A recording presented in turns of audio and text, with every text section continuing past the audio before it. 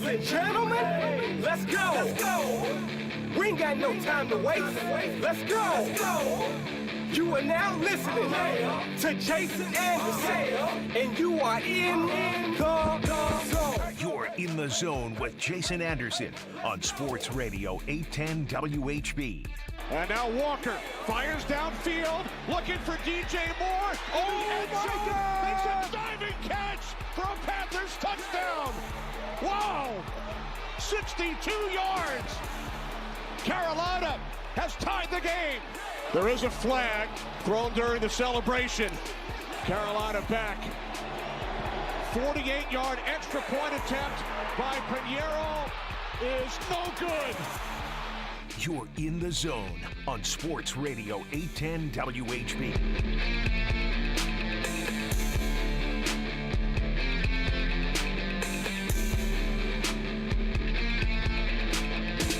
All right, a Monday edition of The Zone right here on Sports Radio 810 WHB. Jason Anderson with you, Josh Brisco, Beards. We head up until 2 o'clock. The next 4 hours, we've got you.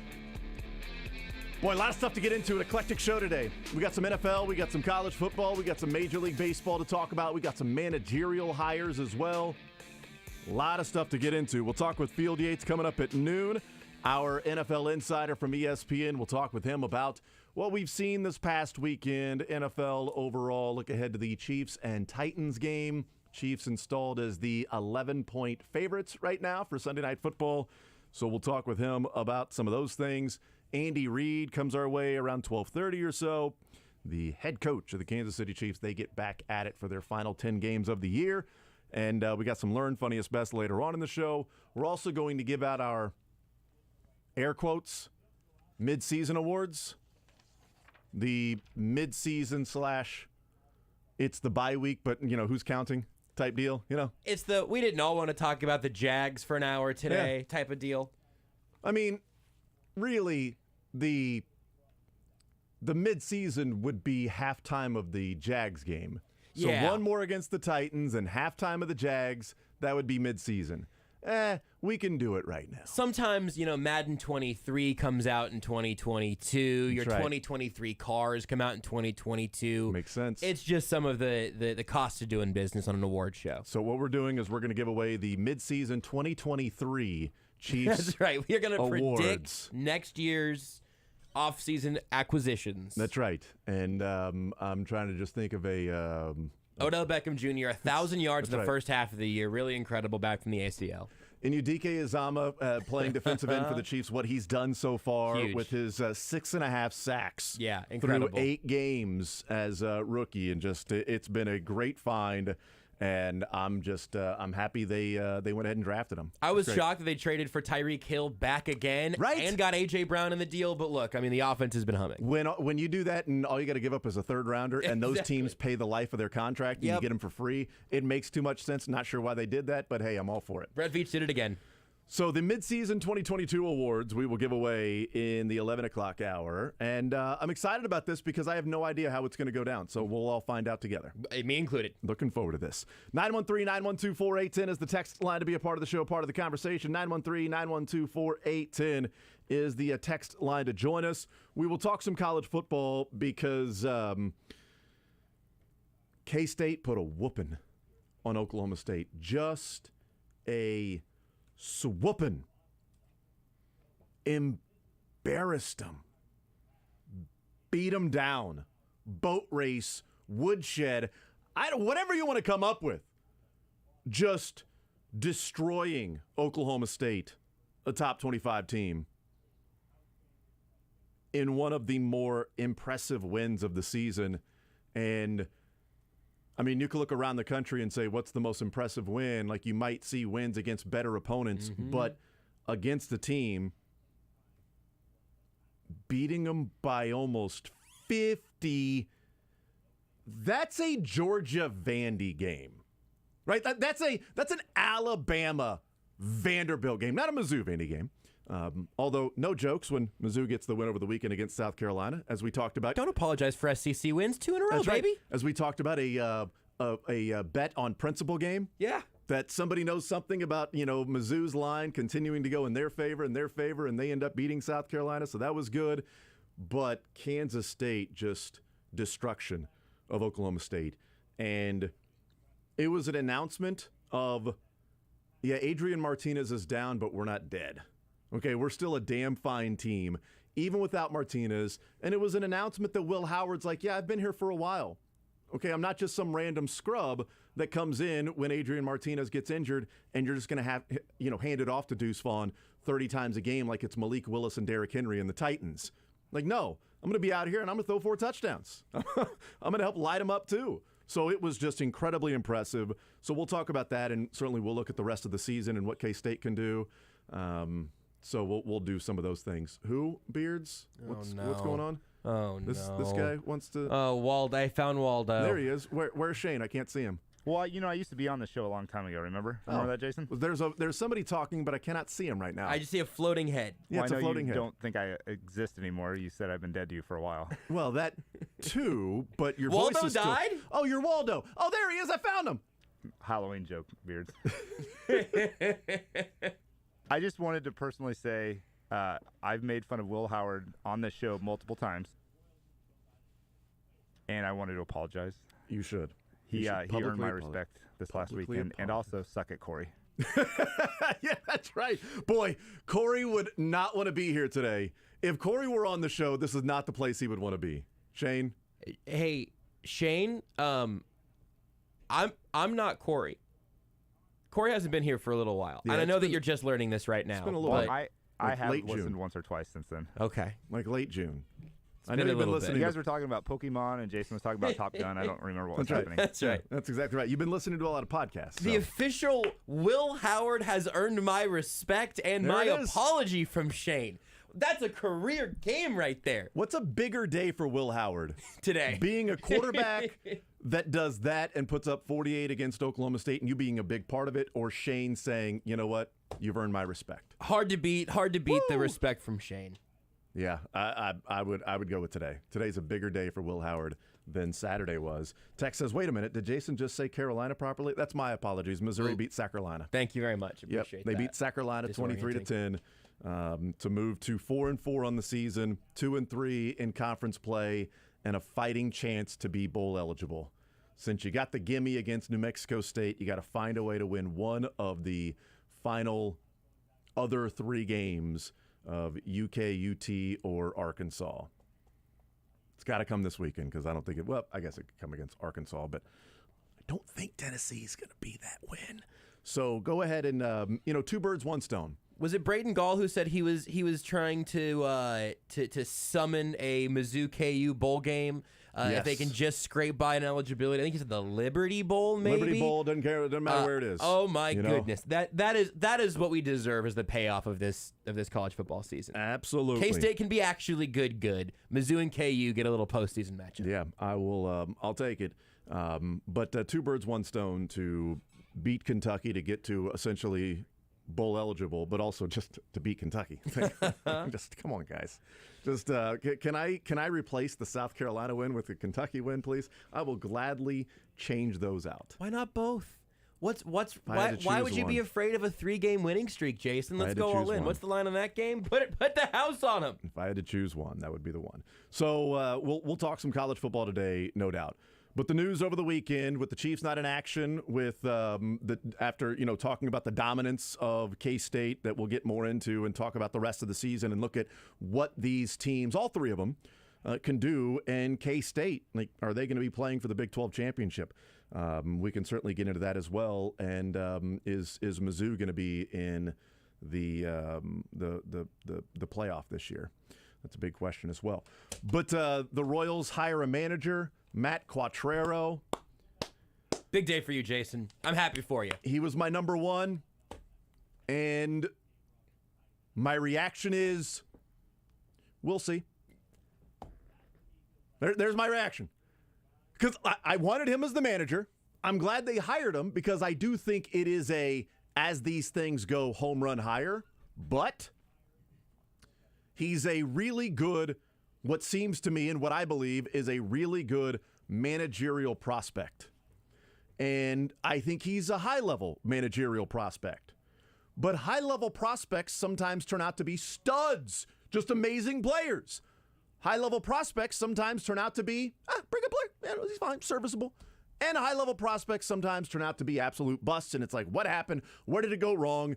If it was a different situation for this guy, would he have succeeded here? Was it coaching? Was it development? Was he just somebody that was never going to make it? And how did you miss on this guy? I think he's a really high-level managerial prospect that I'm excited about because it's also another piece of the puzzle that this is now different.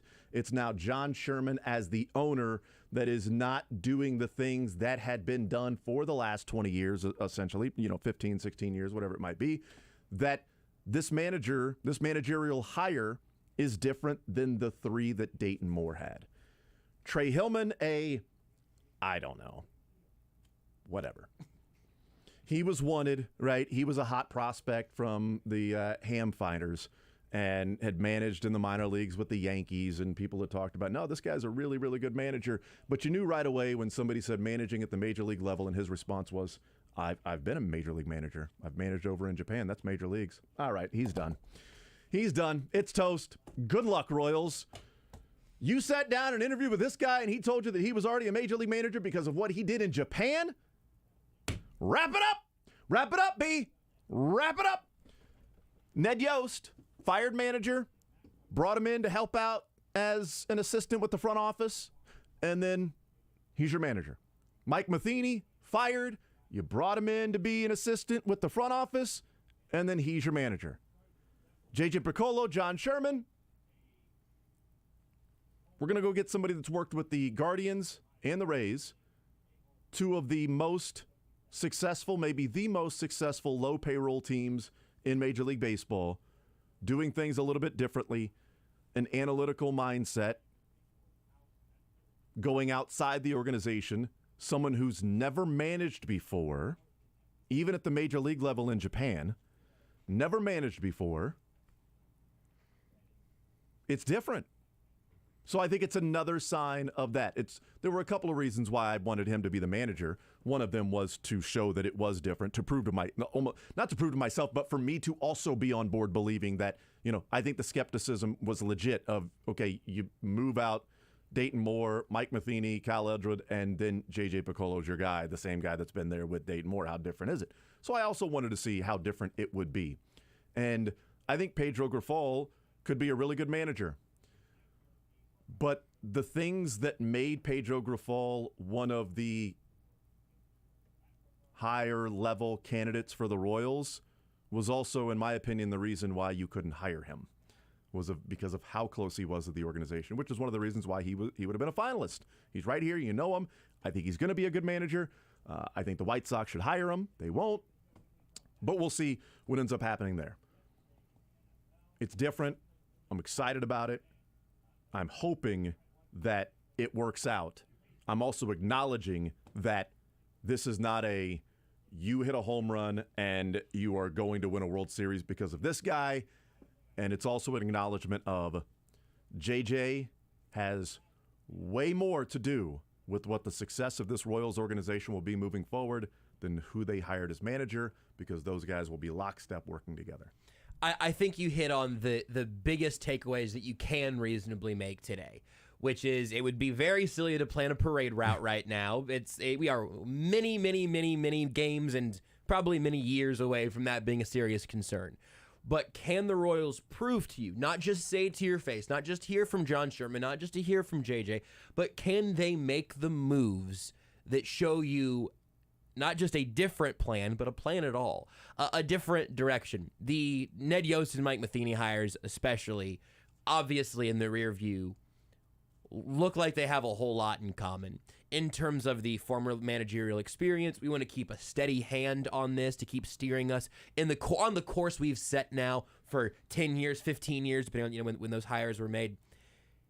This is an admission from John Sherman and an endorsement from John Sherman that what they were doing was no longer sustainable for the new direction of the Royals. And that in Quatraro, you have an outsider coming in to acknowledge the fact that the Royals in-house do not have every single thing worked out. We all knew that from the outside, but I think you could have reasonably asked over the last few years, do the Royals even know what they're lacking, what they haven't been using to their own advantage? And I think we heard from John Sherman in that press conference, we heard from JJ in his press conference, and I bet we're going to hear it from Quatraro on Thursday. They all know there is room for this organization to learn from the outside. And I think that is, as much as you can go ahead and get a thumbs up on a managerial hire, that seems like a very good start to me, and what feels like a cohesive offseason of cohesive moves for a unified vision for the next few years of this team should look like. We'll see who he hires as pitching coach. Yep. That will certainly matter. And some other moves that might be made this offseason. If there's a big trade that takes place, if there's money that's going to be spent, which I think J.J. Piccolo's already let people know that that's not going to happen, that when they, as he said, I'm paraphrasing, when they feel like they're in position to then make that move, they will then make that move, but not really in position to make that move right now. But look, baseball is a GM's game, and putting teams together, but also having the manager working with the same vision that the GM has for how he wants to see those players utilized out on the field, when to use them, when not to use them, lineup structure, bullpen usage, opener, 5 starters, bullpen games, things like that. Just having a vision overall through the course of 162 and then going out and having that vision come to fruition on the field because you have somebody you trust that will do those things. I've brought up many times the Grady Little and Theo Epstein divorce that took place with the Red Sox when they were playing the Yankees in the postseason, and Pedro Martinez was on the mound, and he was dealing, and it was late in the game, and Theo had told Grady Little, and it was part of the strategy overall, was when Pedro gets to this many pitches, the numbers show that he falls off, that his stuff isn't the same. All of this, it's just different. So when he gets around here, you got to understand to get him out of the game when he starts to get in trouble. Pedro had been past that number. He was in trouble. Grady Little went out there, left Pedro in the game. He got hit around, they lost. That was essentially Grady Little was fired after that game. Wasn't literally fired, but figuratively he was fired after that game because the GM said, this is what we need to do, and you ignored me. And you know what? You're not playing... who was it? The first baseman for the A's that ended up going to the Rays from Moneyball. But you are not playing. Oh, not Santana. I can see him. He's left-handed. He played for the Royals. But you're not playing him at first base. Why not? Because I've traded him. That's why you are not going to play him at first base. And it's a little bit like that with, I can't come down there and take Pedro out of the game. I can't come down there and take him out of the game. And so you have to do that. You didn't? Okay, well, we aren't on the same page. I'm going to get a new manager. And the success that's been Carlos Pena. I thought of it. Okay. Yes, before somebody came in. I had so many first basemen here, but none of them felt right. That's why I said not Santana. I knew there was a reason why Santana, for some reason, was in my mind because of Carlos, but it's Pena, Carlos Pena, whatever it was. You're not playing him at first. Why not? Because I've traded him. And so the vision that has to be aligned. Or maybe it was Jeremy Giambi. Texts are saying it was Jeremy Giambi. So whoever it was, whatever. I'll go back and watch the movie today. Let's watch it together. Let's do that. Let's do a little watch along. Let's have a Twitch stream. That sounds fun. Let's do that. So whoever it was, point being, you're on the same page. And JJ, if he's going to approach things differently, now has a manager in there that maybe is going to be thinking of the way that JJ wants things to be done, and the manager is going to be on that page because he's from organizations that do that already. Mm-hmm. So let's see how those things are implemented. Just a couple of quick points on the Rays versus, the Royals, for instance. There are 5 players for the Rays this year that had at least 5 saves. Their leader in saves this year for a team that won 86 games was 8. Multiple people had 8 saves. Jason Adam had 8 saves. Fairbanks had 8 saves. Poche had 7 saves. Brooks Raley had 6 saves. Kittredge had 5 saves. So you've got 5 different guys that had at least 5 saves for the Rays. And 17 different players for the Rays showed up in the batting lineup in the 1, 2, or 3 hole this year? Batting Good first, second, Lord. third. Say that again. 17 different players showed up in the lineup this year for the Rays, batting first, second, or third. 17 different players. So that's not even the 17 different players appeared in the top 3 of the lineup over the course of this season. for the Rays. That is incredible. And they had 11 different players lead off the game this year. Fun stat. I like that one. So I'm expecting those that say put them in a spot and leave them alone. I've said that before. Will probably have some issues with, and maybe Quatraro is going to be different, by the way. Sure, yeah, we don't know. Doesn't mean he's just going to step in and go, we're going to play matchup. This guy's on the mound, therefore these guys are better. So this guy was batting 5th yesterday. He's going to be batting 1st today because he's better against this guy. So I want to maximize his at-bats against this pitcher in this game, and this is what they have. So this series, this guy that batted 6th is now going to be in the 2 hole. Like, I don't know if that's exactly the way they went around it or went about it with the Rays. And it may not be. Matt Quatraro may say, I'm the bench coach and this is what Kevin Cash was doing. I have a different philosophy, so I may marry the two to a certain degree, but bullpen usage was not, you have a specific role, and it wasn't a specific, you're the leadoff guy like Whit Merrifield for 5 years, you're batting first. And first and second, and Benintendi and Whit Merrifield and Bobby Witt thrown in there, and Salvi, and as the season went along, Prado and Vinny Pasquantino and Edo every once in a while that was thrown in there. But you knew the guys that were going to be batting 1, 2, or 3 in the lineup, essentially. But when you got 17 different guys that showed up in the lineup at first, second, or third in the lineup in the top 3, batting in the first inning, things are going to be a little bit different. The question I have, though, and this is where Matt Quatraro, to me, will be most vital. The ability for a manager to bunt and hit and run, your way to 90+ wins. That's not how it goes. Okay, so you're not going to be out there and saying, no, let's do a safety squeeze, and that's how you get 90, 95 wins just by calling that every once in a while. It is handling a bullpen. It is developing a lineup that maximizes the players that you have. All of those things. But more importantly to me is, I don't think JJ is going to be like this, but I think at times with the analytics world. And I like the analytics world, but I think there are some times when you get to the minutia of those in the analytics that may not ever be down in the clubhouse, the players are just a line on a spreadsheet, where Bill Parcells would say you are what your record says you are. In the analytics world, you are what your numbers say you are. Dayton Moore didn't approach it that way. Dayton Moore cared more about the front of the baseball card oftentimes than the back of the baseball card. And analytics oftentimes will care only about the back of the baseball card. And the front of the baseball card just can be blank. It doesn't matter because the back of the baseball card says this, so this is what we're going to implement here. And Matt Quatraro's main job to me will be, I've already used the term marrying, but I'm going to do it again. Marrying the two of, you are what your numbers say you are. This is the back of the baseball card. This is how the organization views you. But I also understand there's a front of the baseball card, and you are a human. You are not a robot, and you have ups and downs and grinds and family issues and things like that. When you go to the ballpark, you are not going to show up to the ballpark, and every single time you're going to be a 275 hitter that night. Like, you're not going to go out there and every single time be a 275 hitter.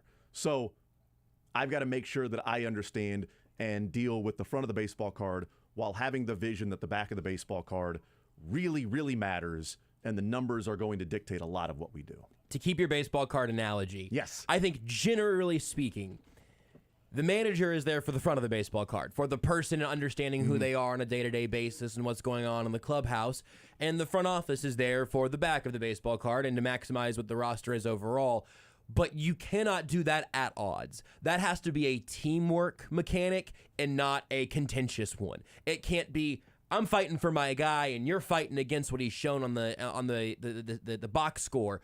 It has to be a mutual understanding between both sides of the front office saying, here's how this player has produced, and the manager helping tell the story of what that player has done, and also bringing the best out of the players that are in there. That's why I think we've both used the word unity or unified vision or something cohesive throughout this whole organization. That to me is the most important part. I think we can be skeptical next segment. I've got a couple things that I kind of wonder how the evolution will ultimately look here in Kansas City.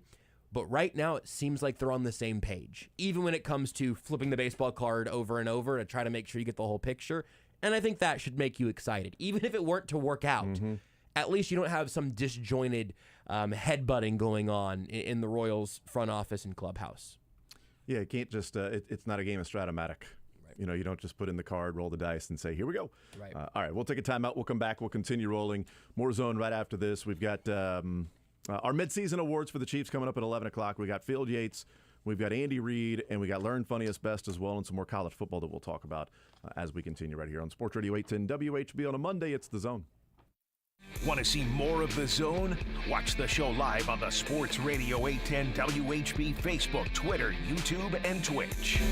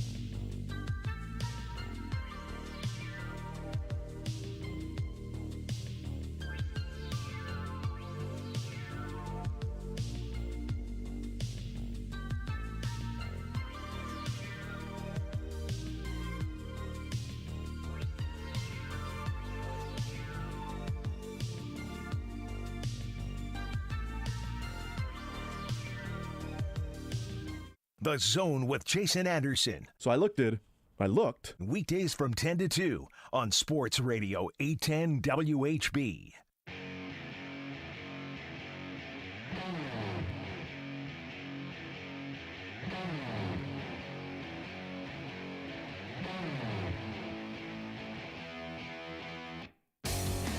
I will do our Chiefs Awards coming up at 11 o'clock. 913-912-4810 is the text line. 913-912-4810. Text says, is Mick hiding because Oklahoma State beat down? This is what I've accused him of. He might be. I think he's faking an illness. Text says, sup guys, I'm back. Go. Welcome back, Texter. Yes. Do you think Mick's got like a little thermometer up to a light bulb right now? Mm-hmm. I hope so. He's got wildcat fever. It's like Ferris right now. You get a little blue in the face. He's a little purple in the face. That's right. Text says, baseball players are creatures of habit. I don't care how successful the team is with mixing and matching and not having assigned roles and assigned positions for players on a day-to-day basis. Almost every single one of those players wants a set position. They perform better when they have a set position. I mean, maybe, except for the Rays have been pretty good over the last few years. So, and the Royals have had essentially set positions, even though, you know, we never played the Scott Barlow interview. Let's play it now. Can we just go ahead and play that Scott Barlow interview? One of the things that was a surprise to me is, you know, you'll have to take my word for it because it was just the two of us. But when he sat down and I said, you know, we're talking with Royals closer, Scott Barlow, he kind of smiled. And I'm like, you know, how does that, you know, feel to, you know, to say that because of your journey from the Dodgers and then, you know, picked up by the Royals and then you were brought up and then you never pitched and sent back down and then brought up and never pitched and sent back down and then slowly but surely and now you're the guy they go to in the ninth, right? And he was like, yeah, you know, it's just really cool to think about, you know, the position I'm in right now and you know, what's going on. And I said, okay, so, you know, like a conversation from you being the closer. And he's like, it never happened. He's like, Mike and I, we never had a conversation. He's not once has he said, you're my ninth inning guy. Not once did he ever say you're the eighth inning guy or this guy's the seventh inning guy. He's like, it just sort of happened organically that they were, you know, in the eighth and then used in the ninth and then ninth again. And he's like, you know, I'd come to the ballpark and then all of a sudden the ninth would be there and I get called again. And he's like, it's happening more and more. And now it's only happening. Like, okay, well, here I am. And then right after that interview is when he started being the seventh inning or in the eighth inning and bouncing around and not getting as many saves. And I started getting nervous because whether or not I was going to then have to, you know, go ask somebody for gift cards for lunch rather than actually paying for it myself. So there weren't really assigned roles there with the Royals. It wasn't to the level of the Rays because also they didn't have as many guys to go to that you could trust, whereas late in the game when the Royals were winning, you had a couple. So you kind of went to them because that's who you had. But he wasn't just well, it's the ninth inning, this is the guy we go to, because there were times when it was the eighth inning and Barlow came in, or the seventh inning. So there was a mixing and matching of that. They just didn't have as many good players in the bullpen that you could mix and match and say, well, this guy's going to come in the seventh because he's our best strikeout guy, and we're using him right here. Therefore, he's not going to be used in the ninth, so somebody else is going to get a save. And you know, injuries happen. And so you go through the season and you got to, and that's one of the reasons why there's success is it's not just we're going to mix and match and we're going to have 5 different guys have at least 5 saves. Well, it's this guy was out for 3 weeks, so somebody else had to step in and pitch, and then somebody else had to do that, and then this guy goes over there, and this guy's struggling right now, so we add somebody else in. That you just simply do what's best that day for winning a game with the understanding that there is the bigger picture of 162. I think that one text in particular is so funny because before we went to break last time, I wrote down the phrase, the untraditional stuff won't bother people if they're winning. My examples for this would be the Cleveland Guardians and Tampa Bay Rays. Those would be where I would open up the bidding. Because, yeah, I understand. I really do understand saying, wouldn't you like to know where you're batting in the order every day, what position you're going to be at in the field, where you're expected to pitch? I really do understand that. But that's what's on a manager to create the buy-in for. If you're a manager creating a new culture or trying to help create a new culture with the entire organization in a new place, that's part of the job, is to say, hey, look, do you know who I'm sure would love way more work? Isaiah Pacheco, or Clyde Edwards-Helaire, Jerick McKinnon. Ronald Jones. Ronald Jones would certainly like some more work. you want to get into a rhythm. You want to know that you can be relied on. You want to know what your expectations are. But that's not what sports give you very often. Sometimes you are Russell Westbrook coming off the bench. Sometimes you are switching drives as a running back rotation. So that's just not really where the sport is anymore. I think we got to witness maybe the last great 7, 8, 9, maybe in baseball history. HDH was something unprecedented and maybe never to be followed because bullpens got more valuable in real time when we were watching. The Royals were ahead of the curve on that by a little bit, and they made games 6 innings long. It's one of the most incredible things I've ever seen in baseball. Yeah. But the sport's different now. And the handcuffs that the Royals are playing with as a smaller market, smaller payroll team is also different. You have to find efficiencies somewhere else. And if this is a place where smaller market teams are finding the efficiencies, it's on the manager and coaching staff to explain to the players, hey, we're not yanking you around just to yank you around here. There's something really important to all of this. I can't remember who it was yesterday, but it was someone like Melvin Gordon or something who was lead blocking on a trick play somewhere. Some number one running back was throwing a lead block for some little gadget kind of play. Was it Jeff Wilson for Christian McCaffrey? It legit might have been. I mean, it really was one of those things. Yeah. Where if you're Jeff Wilson yesterday, Christian McCaffrey coming in, catching, throwing, and rushing in a touchdown, Jeff Wilson could have done at least a couple of those. That's got to be frustrating. Damn it. You never let me do that. Why don't I get to throw the ball? But that's part of how that entire balance works. And so if you have faith in the front office and coaching staff and ownership group, it's going to look different than baseball used to. That's just how the sport's evolving. Yeah. And so we'll see. We'll see what ends up happening with that. But, I do like this text that says, where'd it go? It says, sad. Mr. Baseball player in 2022 gets paid and has to do like the rest of us what you're told. Right. I mean. It is true. Yeah. I mean, but here's the thing.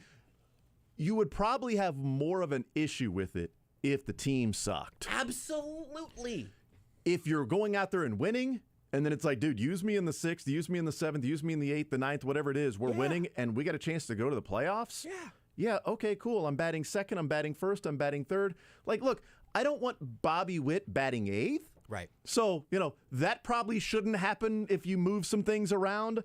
I feel like he should kind of always be in that spot. Like Wander Franco was pretty much always in the top 3. Yep. So they use different guys, but Wander Franco ain't sliding down to 5th or 6th. Right. Okay. So there is a method to the madness to where you're not just dumb, too smart is stupid. Put your best players up there and let them hit. It might be this guy's batting first. It also might be injury related to where, okay, well, this guy's out for a couple of weeks, so somebody else has to step in and bat first, and therefore the guy that might have been batting 2nd is now batting 1st, and maybe you don't move everybody up, and maybe somebody else then slides in and bats 2nd, and then the 3rd and 4th, guys in the lineup stay the same. But I'd much rather have a manager that's willing to do some things differently that he feels like will put them in the best position to win that day, without saying we're doing whatever it takes to win today no matter what, even if tomorrow and the next day and the next day we have to cash that because of that.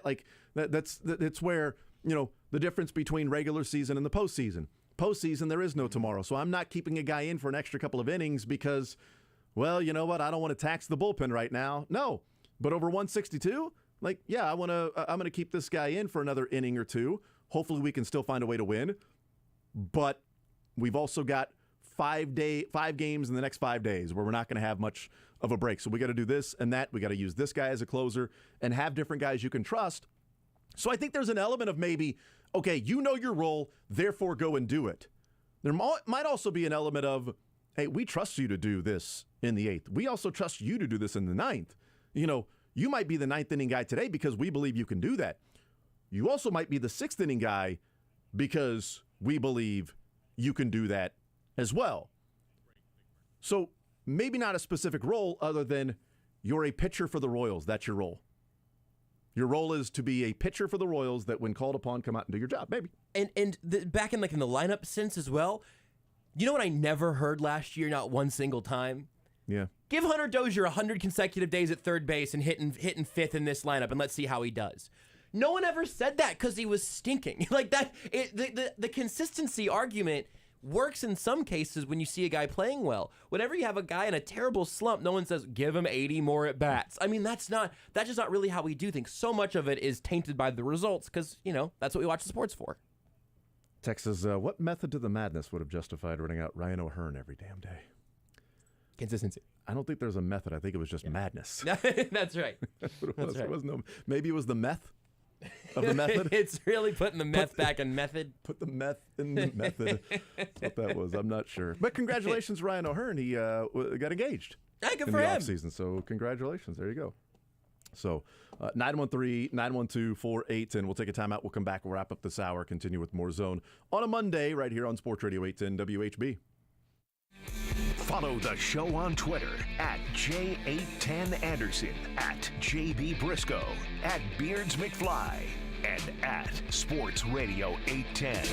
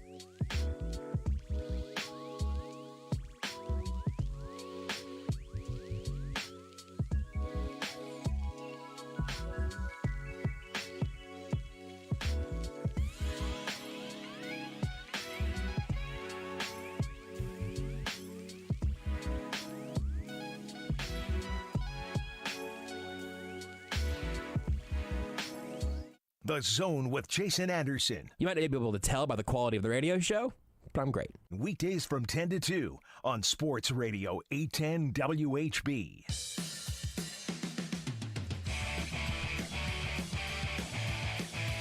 All right, we continue right here on Sports Radio 810 WHB. Text says, Esky is always my leadoff hitter. I don't care what the new school people say. How did Ned make that work?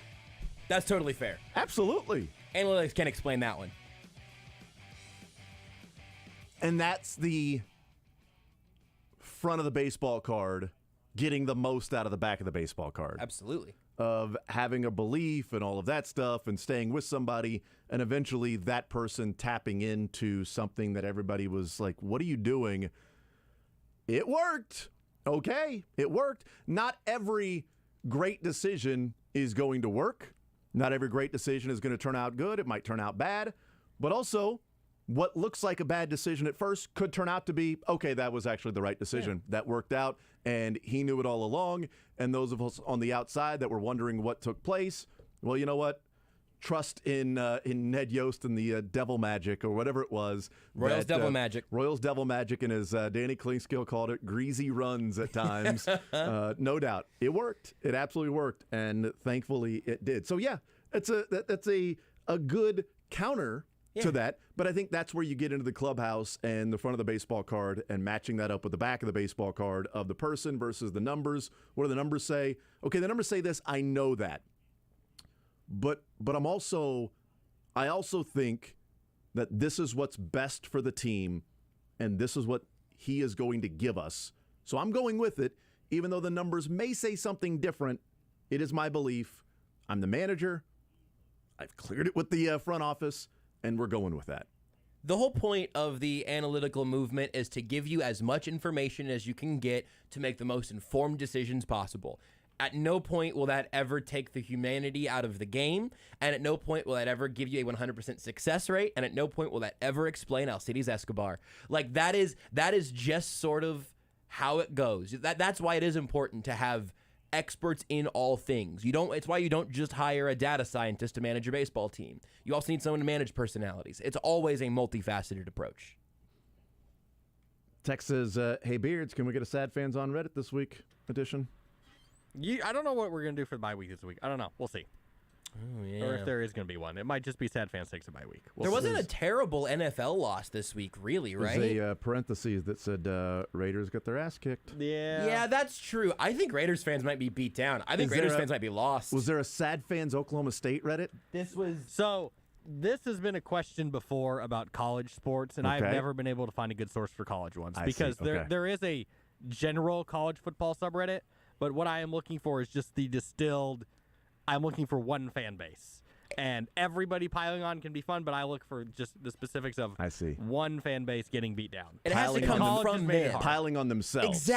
Exactly. Yeah. Because and there are all sorts of college message boards and stuff, but those are just vitriolic. Those are just angry. Those aren't funny. Sad fans is not sad fans when everybody's piling on. Yes. It's excited fans at somebody else's demise. Right. We'll see what happens this week. I have no plans yet. Okay. Maybe something fun happens tonight, Monday Night Football. I don't know. The Broncos won. That really threw us off because that would have been an easy one. Russ Wilson losing in London after the high knees. That would have been a layup. You know what would have been better is if there were a play where Russell Wilson was about to be tackled, but he had to slip out of a tackle and do high knees to get away. Please. That would have been brilliant. Maybe he high steps into the end zone at some point. Wow, even that would have been good. I mean, the Raiders got beat down too. They did. Yeah, 24-0. We call that half in Oklahoma State.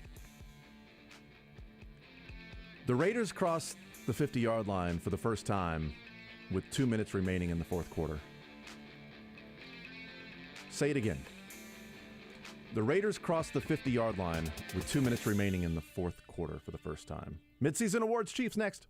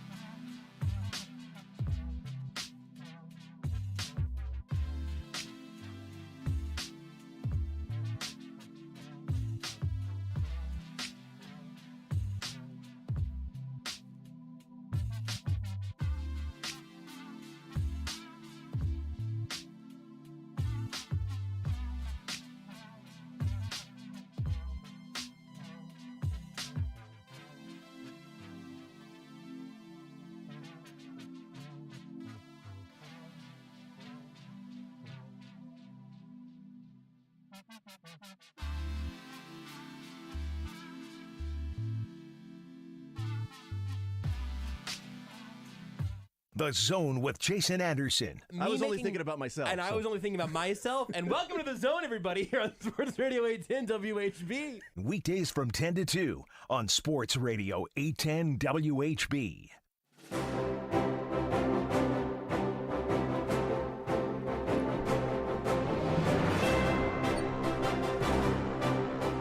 All right, time for the first ever Chiefs Midseason, really the bye week, but who's counting awards 2022 Zone Edition. We will produce on the fly because I think we'll all figure this out as we go along to how we'll give away the awards, what the nominees will be for these awards, what the awards that we are giving away even are as well, and then getting in contact with the award winners to then give them their award in person. So we will have to do that as the days go on. But how are we going to do this, Josh? Okay, so we've come up with nominees for these different categories, but we haven't decided collectively on who the winner is. Well, it's all been tabulated, Jason. Okay. It's all Great. been tabulated. In fact, could I just get a little, and now, Joshua Brisco. Could you just throw me one of those real quick? Just toss me a little bone. Maybe a little now. Ladies and gentlemen, and now Joshua Brisco. I said now, Silent Bob. Thank you, Jason. Yeah, you're welcome. Welcome into the Zone's first annual mid-season bye-week award show. The Kansas City Chiefs. Certainly hope this goes smoother than a Sky Moore punt return. Thank you. Jason Anderson's here. Hey. Jason, last time I saw you this happy, you got a spreadsheet up on your iPad. Love to have you here, Jason. Beards McFly's here behind the glass. Hey, Beards. Woo! Beards, you look nice today. Thank you. Look like you dressed up for this event. If it was going to be held in a Savers. Thanks for being here, Beards. Patrick Mahomes and Travis Kelce are here. Give it up for Patrick Mahomes and Travis Kelce. Hey! Much like the Chiefs' offense against the Buffalo Bills, they're looking a little two-dimensional because they're cardboard cutouts.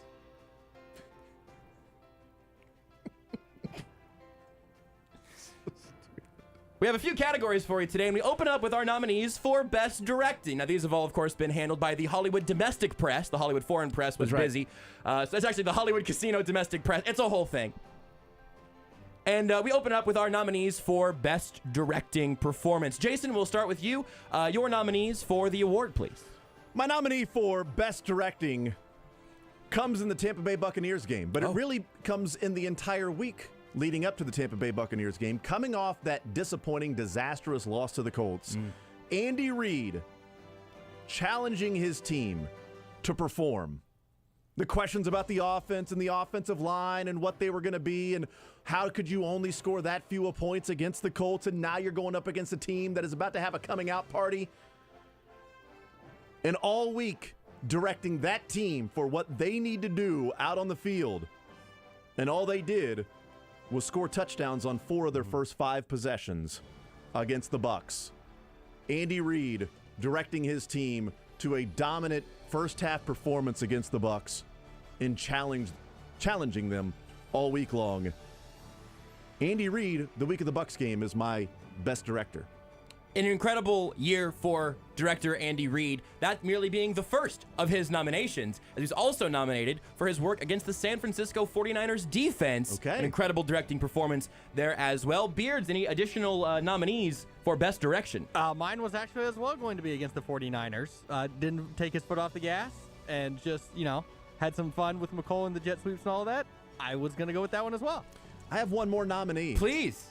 My other nominee, because I had asked if we should have one, but you said maybe have a couple ready. Sure. So my one more nominee is Patrick Mahomes right before half against the Bills, this time with 12 seconds to go, directing the drive to get the 62-yard field goal from Harrison Butker, and they did it this time with 12 seconds instead of 13. So just throwing that out there as a nominee of directing that 2-minute, air quotes, that 12-second drive to put 3 points on the board.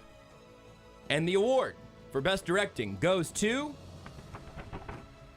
Carl Cheffers for his work directing Chiefs versus Raiders. Look, I mean, Nice Andy job. Reid clearly probably split the vote here some in this category, but Carl Yeah. Cheffers really took that game by the reins and took it exactly where he and the crowd at Arrowhead felt that it needed to go. An incredible victory there for Carl Cheffers. We'll get his victory speech here momentarily. There is no award given to me today. Next up, we have It's odd because I didn't even know he was nominated. Yeah, it's funny how that weird. works. The Hollywood domestic press is not nearly as organized as the foreign We press go would through be the for the Oscars. nominations, and the winner actually is a fan in Section 318. It's funny how that works. There will be an investigation into this process after the fact. I hope so. I really hope so. Next up, we have our nominees for Best Supporting Pass Catcher. Obviously, look, Travis Kelce is a future Hall of Famer, Offensive Player of the Year candidate. We know that he's obviously carried as a supporting actor. But what about the Best Supporting Pass Catchers on the Kansas City Chiefs? Jason, who would lead your nominees? It's got to be Juju Smith-Schuster, the best supporting pass catcher, because, the just best pass catcher is going to be Travis Kelce. So you need that supporting actor. You need those supporting roles. And it's Juju Smith-Schuster, who this year, 34 receptions, almost 500 yards, now a couple of touchdowns as well, pacing for over 1,000. So it's got to be Juju. Beards? I thought there might be a case there for MVS. He had a couple good performances there, but when you look at the overall body of work, I think it's got to be Juju. Also getting nominations here, both McCole Hardman and Clyde Edwards-Helaire both have 3 receiving touchdowns on the season. Point. A good cast of pass catchers for the Kansas City Chiefs. But the winner for Best Supporting Pass Catcher at the midseason mark in the bye week, almost midseason, is Juju Smith-Schuster. All right. Hey, good job, Juju. Corvette coming your way as the award here. Best Supporting Pass Catcher for the Kansas City Chiefs. That takes us on to our next award. We're going to pull up the TikTok from Juju for his acceptance of this award. That was the Corvette. He could not be here, He's been busy. but he did offer this video. We don't have anything. I did a very small TikTok hand dance. Awesome. That was all I had in my bag. Good for you. I can't floss or whatever. My dentist is furious. Next up, we have our award for Best Breakout Performer. Jason, who's your nominee? Jalen Watson. Does it have to be one performance, or can it just be performer through the whole season? I think one and the same for this man. For me, it was Jalen Watson. It was specifically that Chargers game. That was the breakout performance, which to me made him the breakout performer of this first half, mid-season, really only 7 games because the bye week is happening right now, award. To me, it's Jalen Watson. Beards? Mine's a little different. I was going to go with Darius Sneed. We know he's been good. We in Kansas City know he's good. He's getting a little more national recognition this year, though. He's got 3.5 sacks this year, getting used a little bit differently, so I would go with Sneed. I like it. Also, receiving a nomination, Justin Watson had a big play earlier in the year. Didn't quite make the cut for Best Supporting Pass Catcher, but as a breakout performer, not a rookie, but a newcomer to the Chiefs. I had one more nominee. Who else is nominated, Jason? Jameson. James Anderson. Justin. I wanted to say James Watson. McCole Hardman against the 49ers. Wow, great performance. 3 touchdowns. Tremendous. A breakout performance that people had been wondering, is this just going to be Juju, MVS? Where's the other guy? What's McCole been doing? Is it really a heel injury that's been a problem? And then he goes and does that. I think a breakout performance from McCole Hardman. The winner is, for his work against the Los Angeles Chargers, rookie cornerback Jalen Watson. Congratulations, Jalen. Congratulations. That's a well-deserved award. Well-deserved. 7th job. round draft pick. One of the plays of the year. Well done, Jalen. Well done. Saved the game. Without that interception and pick 6, there would be a whole lot more conversation about the field goal There sure would be. by Andy Reid to tie it at 17 apiece. God bless Jalen Watson. But Andy Reid's smart enough to know that Jalen Watson would make that play. That's exactly right.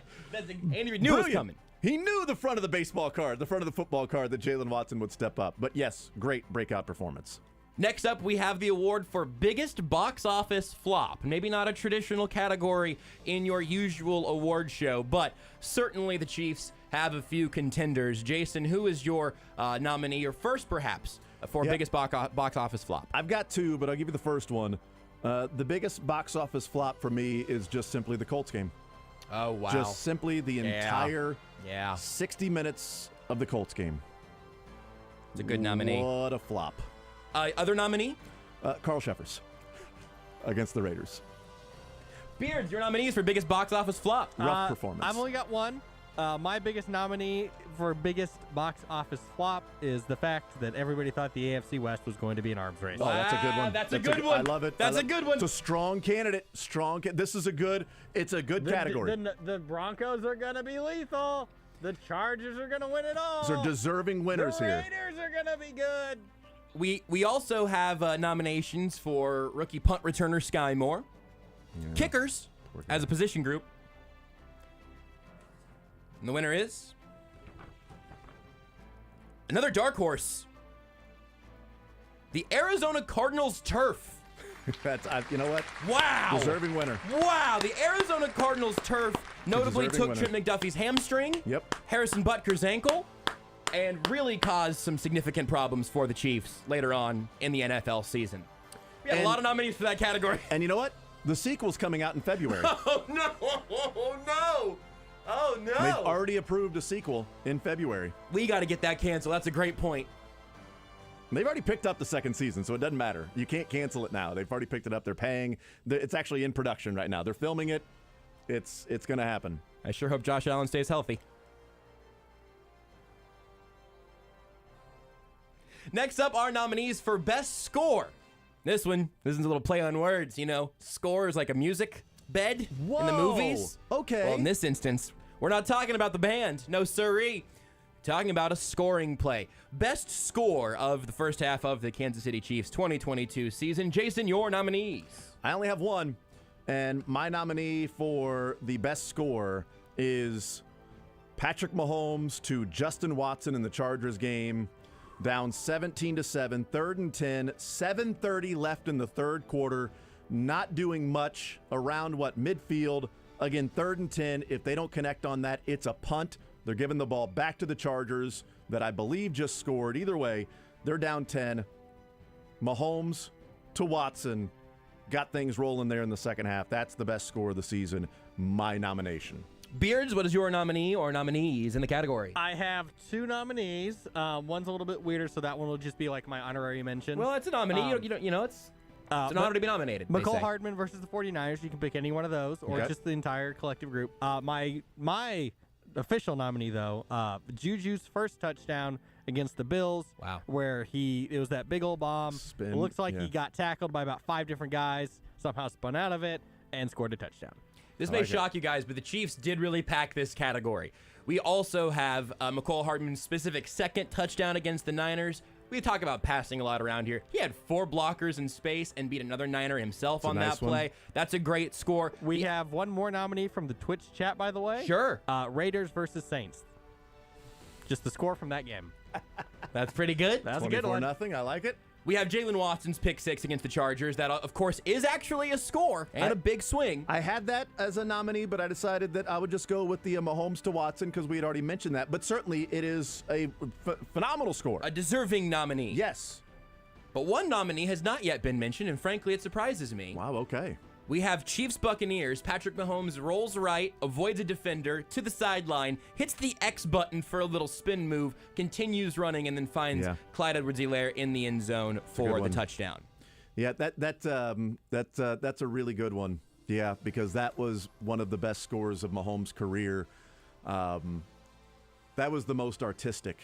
Certainly, and this is where it comes down to the Hollywood domestic press. So is it so much of it's hard to account for taste. From the HDP, do they go with significance of score? That's right. In what it meant to a game and maybe a season, or the beauty, the feel, the emotions the score elicits? Ah, beautiful. What your eyes, what your ears, what you're seeing and feeling all at the same time. I am curious to see what HDP goes with.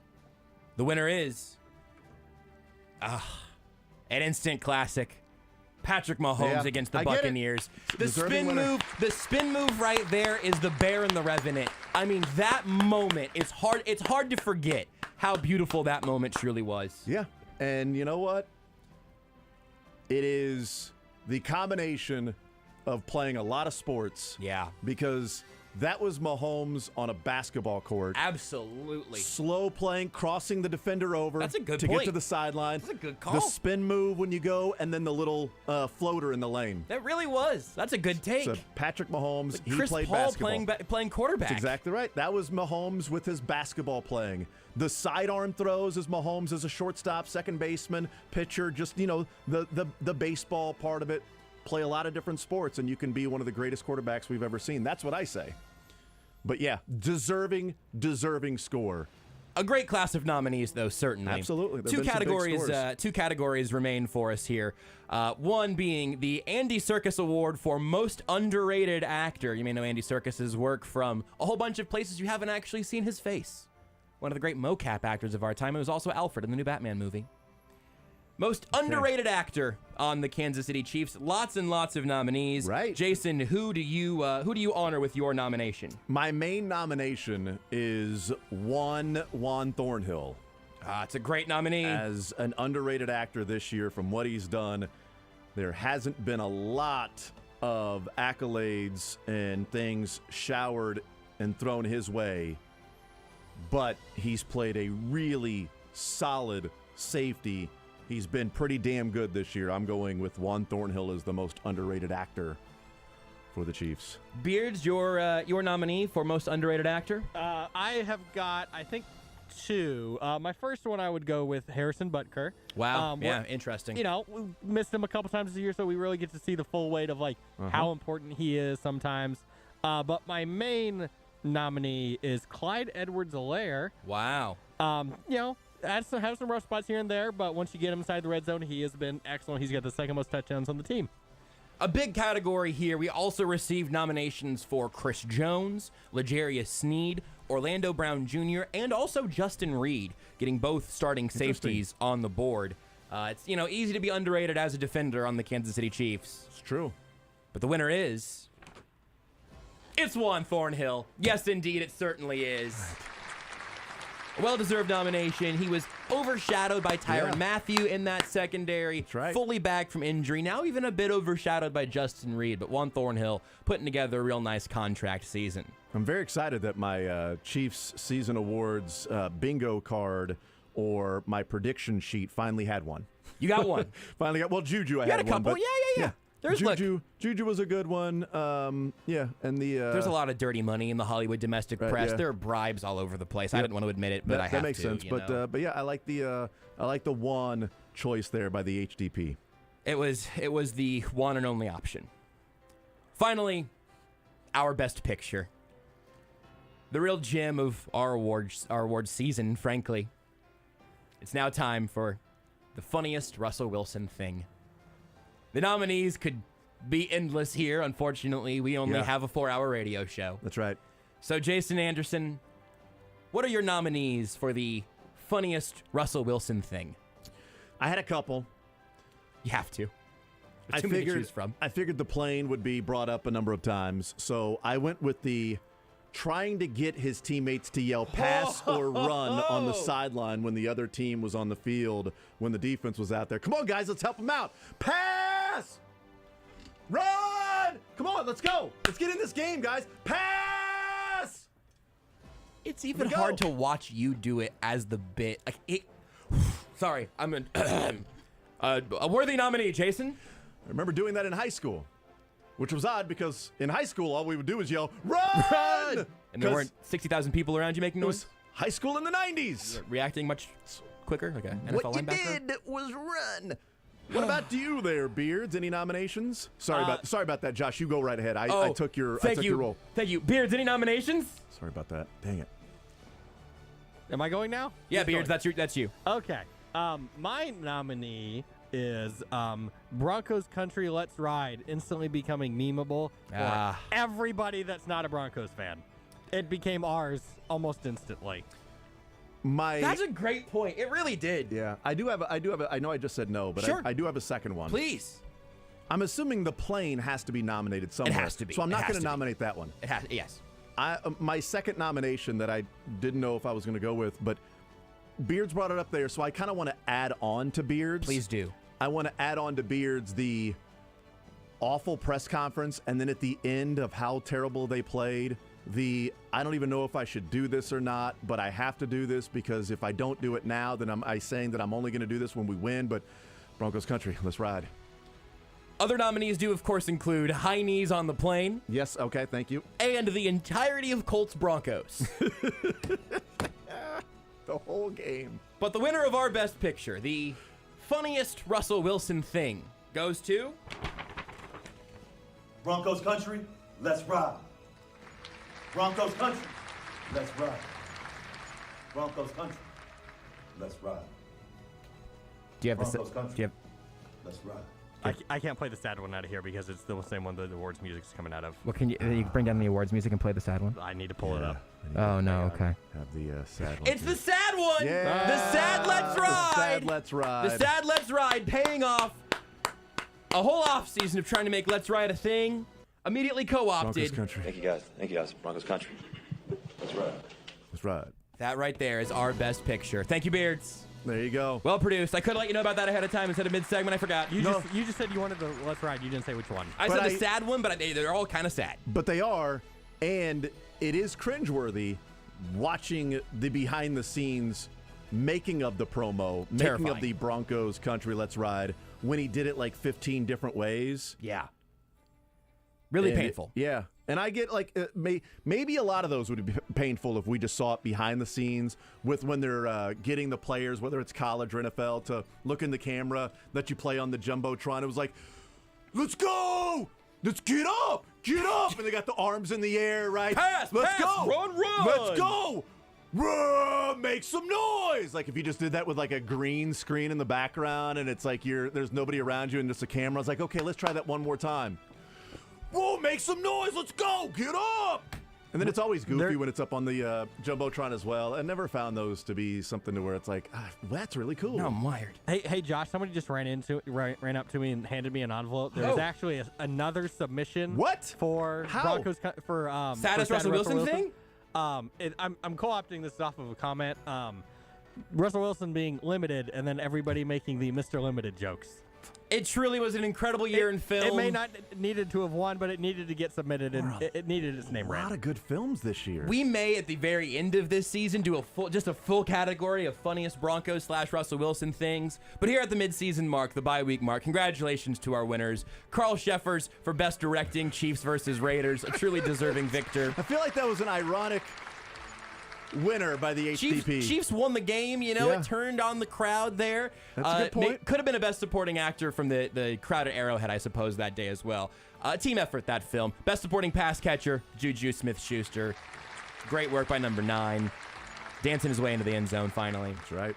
Best breakout performer, of course, had to be Jalen Watson, specifically for his role versus the Chargers. A rookie campaign out of the 7th round. Very impressive. Biggest box office flop. Frank Clark didn't even get an official nomination. Wow. The Cardinals turf took it outright. Big Yeah. performance there in Glendale. Can't wait for that sequel in February. Maybe it'll just be Chiefs Bills. Maybe that's what it can be the loophole, because I don't need to see. I guess we'll get the Eagles. Best score, Patrick Mahomes against the Buccaneers on that spin move. The basketball play. It was beautiful. Tremendous. The Andy Serkis Honorary Most Underrated Actor Award going to Juan Thornhill, putting together a really nice season in a contract year. And the funniest Russell Wilson thing of the first half of 2022, Broncos country. Let's ride. That's right. That'll do it for me. I've been Ricky Gervais this whole time. That was Wow. my impression. I have to say the About that. impression at the end so you know who I've been. Something about your Golden Globes. Thank you. I think we're in store for a really fun second half of the season in Best Picture because we have all of those nominees all ready for Best Picture through the first 8 weeks of the football season. And there are like 5 different Russell Wilson nominations for Best Picture. I think we are in for a treat, guys. This is going to be a really fun season of pictures. Now, maybe there'll be some reboots with some of these pictures at the end of the season? We'll find out together. But I think it's got a chance to be one of the better Best Picture categories at the end of the year. So, yeah. Congratulations all the winners, and we will have your awards sent to you shortly. It'll be nice for Russell Wilson to win some hardware this season, presumably in the category named after him. A winner. That was Russell Wilson. That was his acceptance speech. Mr.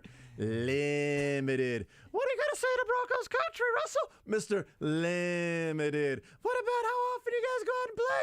Mr. Limited. Maybe he should stay in London.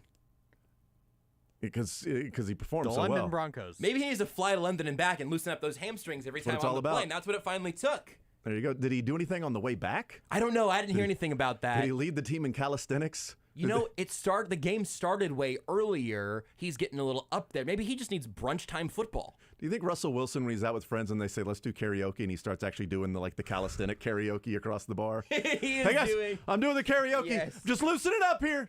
Oh, this isn't what we were. Dang it. Okay, well, that's fine. I get my voice ready in a little bit. Let's ride. Jane Fonda is playing quarterback for the Denver Broncos. All right, we'll take a timeout. We'll come back.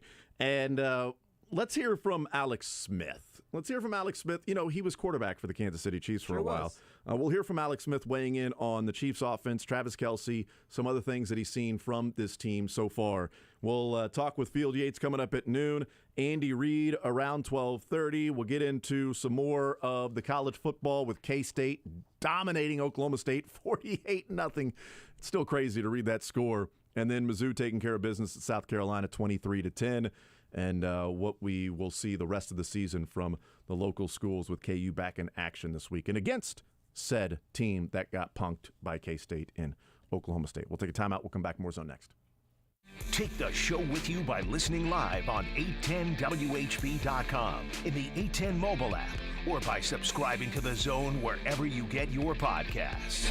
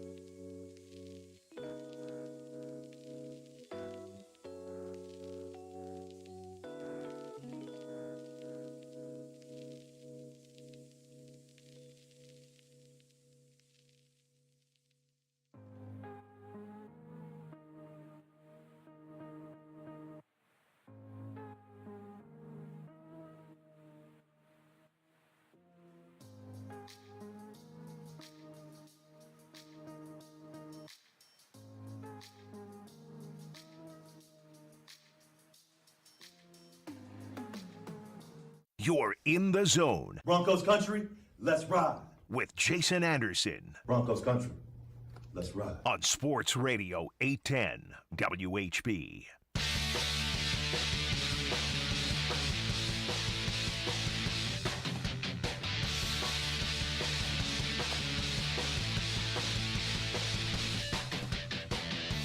All right, we continue right here on Sports Radio 810 WHB. Jason Anderson with you, Josh Brisco, Beards. We head up until 2 o'clock. We'll hear from Andy Reid coming up in the noon hour. We'll hear from Field Yates, our ESPN NFL insider, at noon.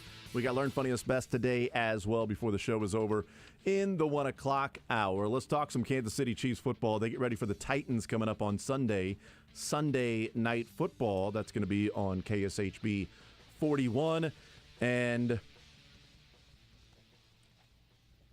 this is, and I want to hear from Alex Smith here in just a second, but just as a quick little snippet, as we'll talk with Field Yates at noon about this game, but it's an odd game that doesn't feel all that big and kind of feels like the Chiefs will take care of business, no big deal type game. Yet if the season ended today, the Titans would be the number 2 seed. If the season ended today, the Chiefs, if they won in the first round, along with the Titans, would be heading to Nashville in round 2, in the divisional round, to play the Titans. In some way, shape, or form, when Tennessee started out 0-2, they have won 5 straight. The difference being they have a better conference record than the Chiefs, and they have a better divisional record. The Titans are 3-0 in division. Chiefs are 2-0 in division. The Titans are 4-1 in the AFC. The Chiefs are 2-2. So the Titans would be the number 2 seed. And it's not even viewed as a game as like, boy, if you want to host that number 2, if you want to host that divisional game, you better win this weekend. It does not have that feel to it in any way, shape, or form. It is a sneaky, massive game because of those implications, and you're right. It's not treated like one. When we were talking about it last week, or before the last slate of games, I kind of stumbled onto the fact that, oh, no, they're not going to flex out of this game. No. It's 2 division leaders, and now it's 2 teams at the top of the conference just behind Buffalo, since they took care of business against the Texans, even without Ryan Tannehill. Just a weird vibe around this game. Yep. You're 100% right. Really consequential, not super hyped yet. Let's hear from Alex Smith, who, what is this? This is from ESPN Daily. This was last Monday. Okay, I think he does Mondays with Pablo Torre. But we had a busy week, and some of this stuff's really evergreen and an interesting look at the Chiefs' offense. He was talking about the jet sweeps that the Chiefs do and McCole Hardman being able to score on a couple of those. And here's Alex Smith weighing in on that, how they're successful, and the Chiefs' offense overall. I mean, it starts with the fact that everything looks the same. There's a lot of jet sweep motions on a lot of plays if you watch Kansas City's offense, and more often than not, they're just kind of a little eye distraction, and every so often they call the number, but I do think it really boils down to this. Half the time it's getting called with multiple plays, Pablo. So they're not running the jet sweep into a bad look, if that makes any sense. As a quarterback, when you're coming up to the line and you have a jet sweep called with an internal running play, basically you have an A and a B as a quarterback.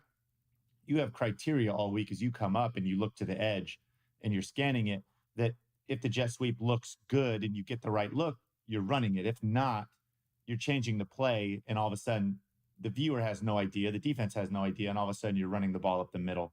And then again, I just think that watching the Chiefs today, everything just looks the same, right? Right. Disguise is what you're talking about, how to fool the defense. Yes. Well, they just can't get a beat on you, right? It's not like every time McCole Hardman runs in motion that he's getting a fly sweep. He does it a lot. Half the time they do it, he's there to fake them, and they're dumping some little screen off to Travis Kelce or somebody else. They really make it so hard to defend. And more often than not, again, with the fly sweep motion going, half the time it's a downhill run. So the threat of all those things just make it so hard to defend. So you've got all those different options at the line of scrimmage that you can do based on whatever the defense is showing you. Yeah. And the defense is none the wiser of what they're going to end up doing. And the viewer is none the wiser of what they're going to end up doing. Those on the offense out there playing, and the coordinators and head coach and quarterbacks coach, et cetera, they're aware of what's going on. And again, it goes to sort of the the idea of Patrick Mahomes not only being uber talented, not only being able to make all the throws and being one of the best throwers of the football, maybe the best thrower of the football that we've ever seen, but someone who is just simply the conductor as well, to constantly have the job of getting your team in the best position to be successful on that play based on 3 or 4 different options versus a look that the defense is giving you. That clip just makes me giddy. I just have a huge grin on my face when he says the phrase, "They never run them into a bad look." The defense's whole job is to get you to do something into a bad look. The entire point of the existence of a defense is to try to stump you or to stump you and then try to beat you and out-execute you if they can't out-scheme you. And I think if you're a quarterback in this offense, this is an obvious thing. I think if you're us watching on the broadcast and you hear Alex Smith say it, it feels like a revolutionary thing. It's always with multiple plays. They're running that jet sweep motion all the time, not literally, but it kind of feels like it sometimes. But you go to the line knowing you got a couple of different options. And with the jet sweep being something that does have a potential for a play for a loss if you run it and the defense is expecting it, you always have an inside run option. You always have somewhere else the ball can go. So whenever you do actually go with the jet sweep, you're doing it because you think you have a specific schematic advantage. And now you're going to have one of the faster players in the NFL and an offensive line that's very good at getting out into space to execute it at that high of a level. And when you're a defense, you never know what to expect because everything looks the same. We don't talk nearly enough about what happens between the breaking of the huddle and the snapping of the football, because most of us are not very qualified to do that. I'm including myself on that group. I just think that is the next frontier of learning more about football, because whenever you see the play, you can look at the film, you can understand what happened. But why that happened, I think there are so many more layers to it. And now throw in Kadarius Toney as part of that. And I would guess the Chiefs would find a way to make it happen, but when Toney and Mecole Hardman on the field at the same time, if they're lined up on opposite sides, could you have a jet sweep either way? Could you have a jet sweep for Toney if he's lined up on the left side to then run it to the right? Could you have the jet sweep if Mecole Hardman's on the right to run it to the left, depending on the look you have, depending on the way you think the defense is shading, and you've got 2 guys that can run it, because other guys, like, you're not using MVS on a jet sweep. He's fast, but he's not going to give you what Mecole Hardman can give you and what they like out of Mecole Hardman. Juju's not doing that. Sky Moore isn't doing that. It's been Mecole Hardman. And so when Mecole Hardman goes in motion, you've seen that's been, a jet sweep when that happens. Now you've got Toney that can do it as well. So you got a couple of different guys that can offer that element, and you've got guys that can win over the top and are shifty underneath in Sky Moore and Kadarius Toney. So, yeah, it's a fun element of Alex Smith breaking it down of here are all these different things that happen, and the defense has no idea what they're actually going to face because you can change into this call to that call. You can have this call ready to go, and it depends on what you're seeing.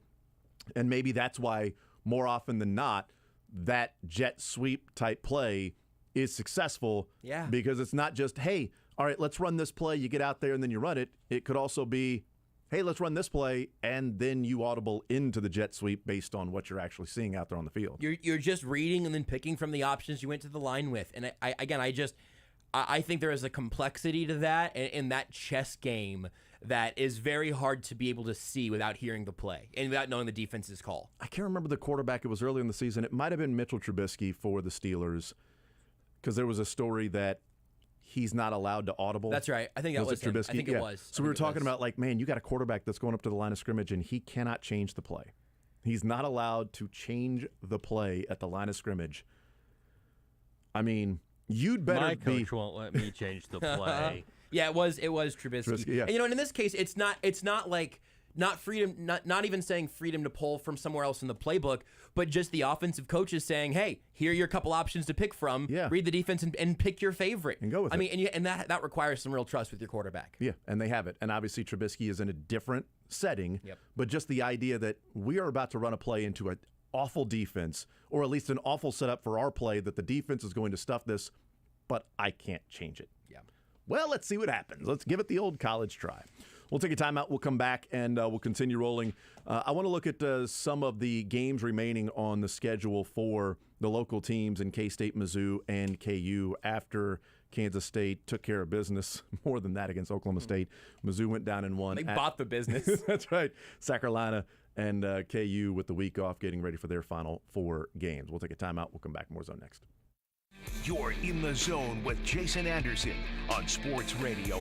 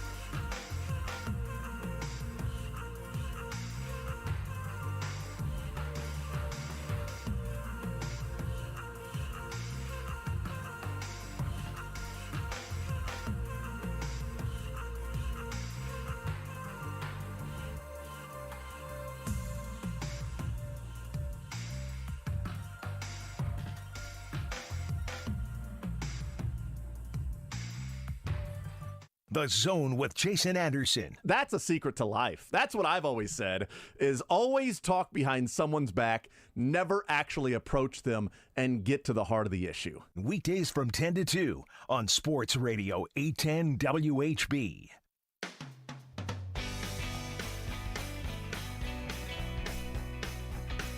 All right, we continue right here on Sports Radio 810 WHB. Jason Anderson with you. Josh Brisco, Beards. We head up until 2 o'clock.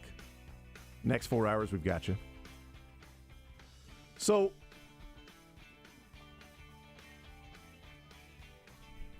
I know the talk last week about K-State and Oklahoma State was, is Adrian Martinez going to play?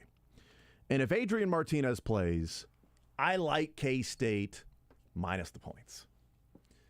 But, man, it seems odd that, these points and you don't know about the quarterback. Does somebody know something we don't? Then Vegas is saying that Adrian Martinez is going to play. And that wasn't the case. Adrian Martinez did not play. And you could have taken Kansas State all the way up to minus 47.5. 48.5, you would have lost. Sorry about that. Probably gotten good odds, though, if you could have nailed that one. What a bad beat. I had K-State minus 48.5. Ah, damn you, Kleiman. The hook. Damn you, Kleiman. But impressive on so many different levels in just the number of points they put up, the dominance, the shutting Oklahoma State out, and Will Howard's performance. I was wrong last week when, we asked the question, the injured quarterback in the teams in Kansas, Jalen Daniels and Adrian Martinez, which one had the biggest impact? And I went with Adrian Martinez because I said, this is a team that has a chance to win the Big 12. Mm-hmm. And without Adrian Martinez, do they get by Oklahoma State that weekend? So this weekend, do they get by Oklahoma State? This was last week.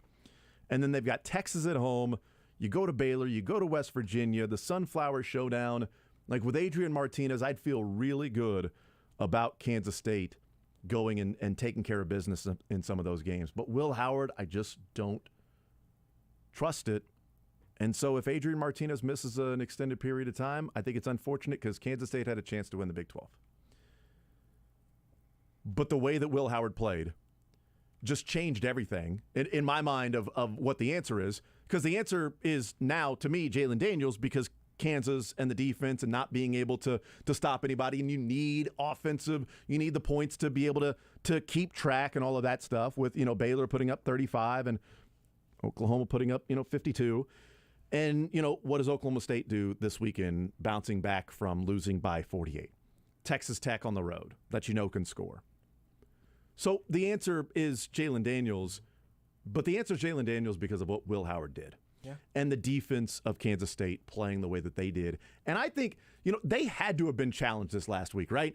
After, losing to TCU and having the 28-10 lead, and that defense should go out there and win when you got an 18-point lead. Yeah. And they didn't.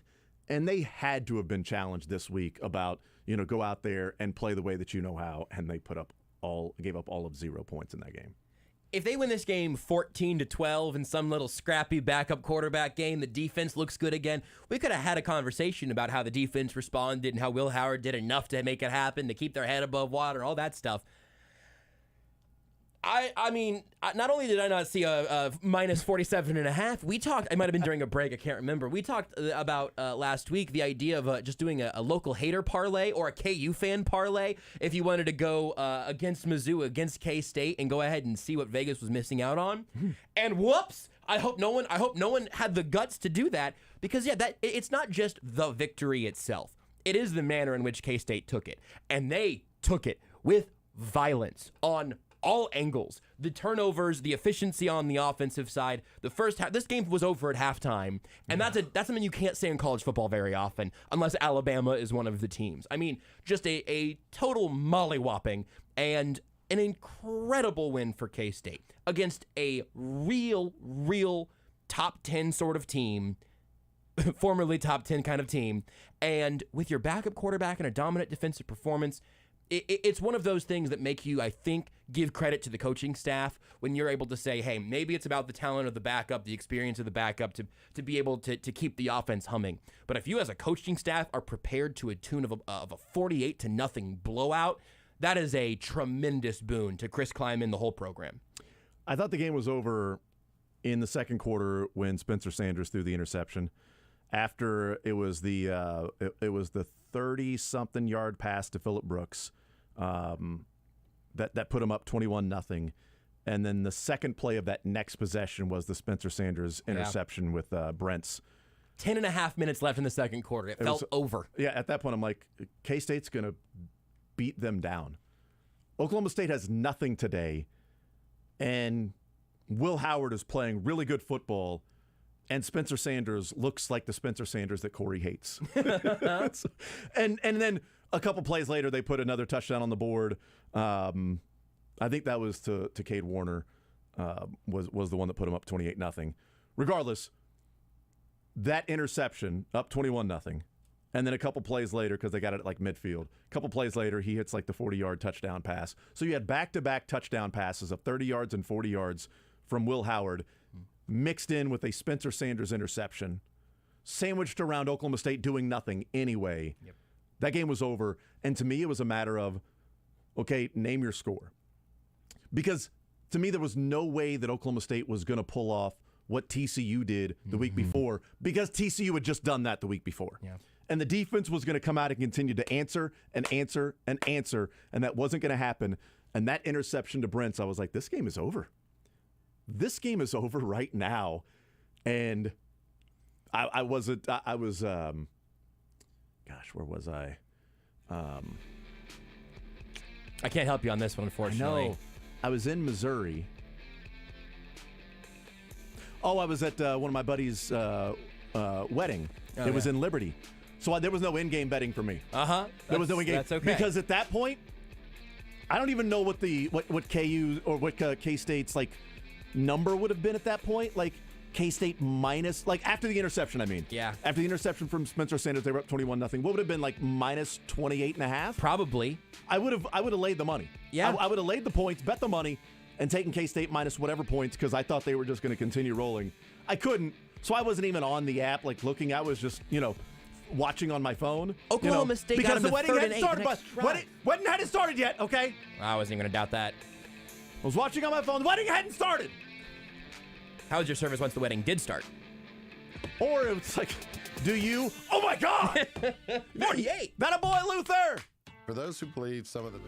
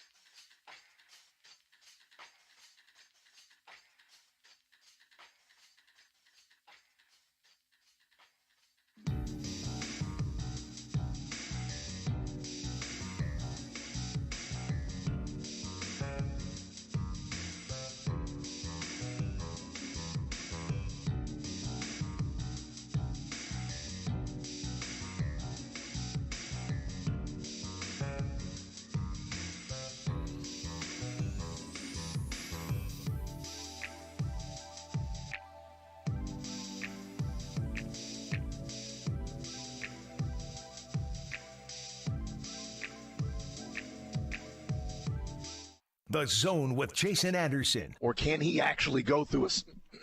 Sorry. I'm getting choked up about this Patriots dynasty being over. Weekdays from 10 to 2 on Sports Radio 810 WHB.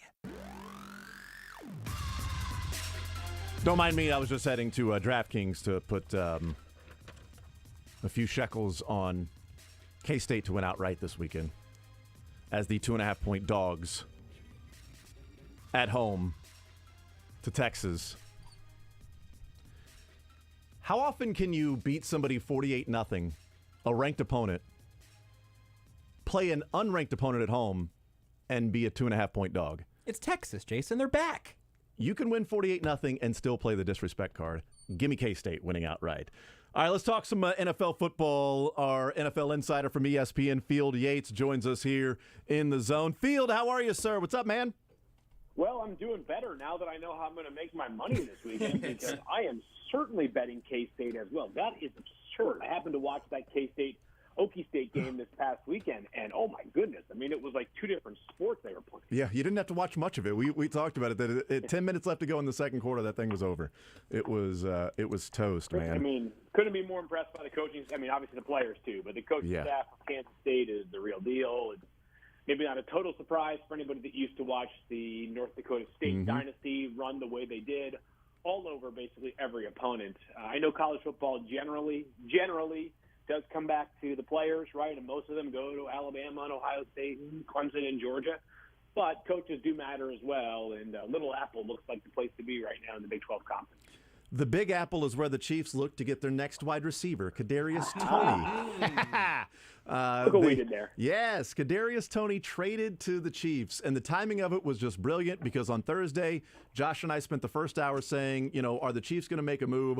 Well, here's the thing. I don't really want them to make a move for a wide receiver. I think they're fine at that spot. Could they make a move elsewhere? And then, of course, they went out and gave up a third and a sixth. And we said, you definitely don't want to give up a day 1 or day 2 draft pick for a wide receiver. But they did that. Kadarius Toney, looking at the trade a little bit more, I like it. We'll see what happens. What was your reaction to the Chiefs making the trade for Kadarius Toney? Yeah, as far as outcomes go, I'm not sure there's a wider range of outcomes than what trading for Kadarius Toney represents. And here's what I mean by that is Kadarius Toney has played 12 of 24 games. Giants fans think of him as like Bigfoot, right? Like, you see him on the practice field making an incredible catch that was caught on video and running after the catch and doing things that look like, Frogger or a video game. And then you'd go 2 weeks without hearing from him because he'd be on the injury report with a hamstring injury and no one would know how severe it was. And you'd think one day he's coming back and the next day he'd be gone again. And as far as athletic skill is concerned, like that part is obvious. It's just availability that is so difficult to forecast. And there's a reason why during the pre-draft process, he was a guy that we thought could go anywhere in the first round, like could have gone top 10 based off of ability and might have fallen to the bottom of the first round because of some of the other question marks that surrounded his pre-draft profile. But as far as the Chiefs are concerned, some of that risk is mitigated because financially the commitment to Kadarius Toney is far less significant than it was for the New York Giants as the Chiefs are taking on, let's call it 2.5-ish years plus a potential fifth-year option. And if you look at the money remaining over the final 2.5 years, it's about $5.1 million, which it's all guaranteed. So if it goes wrong, you just burn $5 million in cash and cap, which does matter for a team that obviously has a lot of big contracts already on the books. But if it goes right, you could have one of the great discounts in the league. And it's not a perfect analog, but when the Steelers acquired Minkah Fitzpatrick, who was much more of a known quantity at the time and went for a steeper price, part of the allure for Pittsburgh was that, hey, we know Minkah Fitzpatrick is really good, but for the next 2 years before he signs an extension, he's going to be a massive discount. They were paying him like $1.5 million per year to be an all-pro safety. So the Chiefs won't likely get all-pro value from Kadarius Toney, but this is one of those that threads the needle. He's useful for them potentially this year, but could be very useful for them next year when, as we know, Juju Smith-Schuster is scheduled to be a free agent, as is Mecole Hardman. The different stories or whispers surrounding him in New York, why didn't it work out with Toney and the new coaching regime that, has certainly found a way to run an offense with Daniel Jones and Saquon Barkley, and they need skill position players. Yeah, and Jason, by the way, that is cause for concern, right? The Chiefs earn the benefit of the doubt, and if there's a place where I think Kadarius Toney could make it work, Kansas City would be, basically at the top of the list, and that front office knows what it's doing. I'm sure the calculation for them, though, was, all right, so last year, franchise that invested the 20th overall pick and a lot of money into Kadarius Toney couldn't get a whole lot out of him and couldn't seemingly keep him as available as he needed to be. And then this year, a new regime where it's like they've got like pixie dust all over everything else, right? Daniel Jones is playing good football. They're getting something out of nothing, basically at every position. And they are bereft of wide receivers. You would think, hey, this is Kadarius Toney's time to shine. Not so fast. So it's a question mark, and I don't know, and we would know why Kadarius Toney. If we had more information, it would all make a whole lot more sense. That's part of the reason why he's been such an interesting player to follow over the past season and a half. But I'm assuming that the Chiefs, based off of their information and based off of their pre-draft research, are very focused on the concept that once he gets into a new surrounding, Kadarius Toney can focus on just being the player that we saw on the field at Florida. And when he had the football in his hands, the guy's a nightmare to tackle. He is as shifty as maybe any player in the NFL. And I'm not saying that hyperbolically. I'm saying it matter-of-factly. He is an absolute nightmare if you have the opportunity to get him the ball in his hands. Which way would you look at it, the positive or the negative? We talked about this in the relationship with Mike Kafka, that the negative would be, Mike Kafka didn't feel like this guy was good enough to hold on to, and they couldn't reach him, and what is the issue there? Versus positive being, there's no way the Chiefs would have traded for him if they didn't have all of the information about what happened, what went down, why it didn't work out from Mike Kafka, who, is there around it and would know as much as anybody, and yet the Chiefs felt comfortable after talking with Kafka that they wanted to bring him in. Do you look at the negative side of it that, wow, this guy didn't want him, or the positive that, well, they would know all of the stuff that happened with the front office and the coaching staff? Yeah, it's a positive for sure. And by the way, I'm not sure they know everything that took place in New York, but they probably knew enough. And, sometimes there's and sometimes the player may just not want to be there, right? I mean, it may just be that fundamentally he disagrees with the situation. I mean, there was a time this offseason, and it feels like a long time ago right now, where Deebo Samuel requested a trade, right? And I know that, that is not the same thing by any stretch, and Deebo was way much more established, but Deebo Samuel, coming off of one of the greatest finishes to a regular season and a postseason that we have seen over the past decade for any offensive player, all of a sudden 4 months later is requesting to be traded from a team that's really good. I mean, they made the NFC Championship game last year, and I know they didn't have any answers for the Chiefs the last time the Chiefs took the field, and obviously the 49ers at 4-4 are not a guarantee to be dominant, but still, that was a pretty good situation. So sometimes it's about more than meets the eye, and that seems to be the case here with Kadarius Toney. But I didn't know if the Chiefs would definitely land a playmaker prior to the trade deadline, but I will say that coming off of the best game from their wide receivers collectively by far this entire season, the fact that they made that move makes me think that they have pretty legitimate plans sooner rather than later for Toney. He suggested on Twitter that he wasn't injured, even though the last few weeks it's been did not practice, hamstring, not active on game day, hamstring injury. That's what people had, at least publicly we had known. And then he tweeted out suggesting that he wasn't injured. He deleted said tweet. But is there questions of maybe there was some other issues that maybe were just simply presented as a hamstring injury, and that's why he's not playing?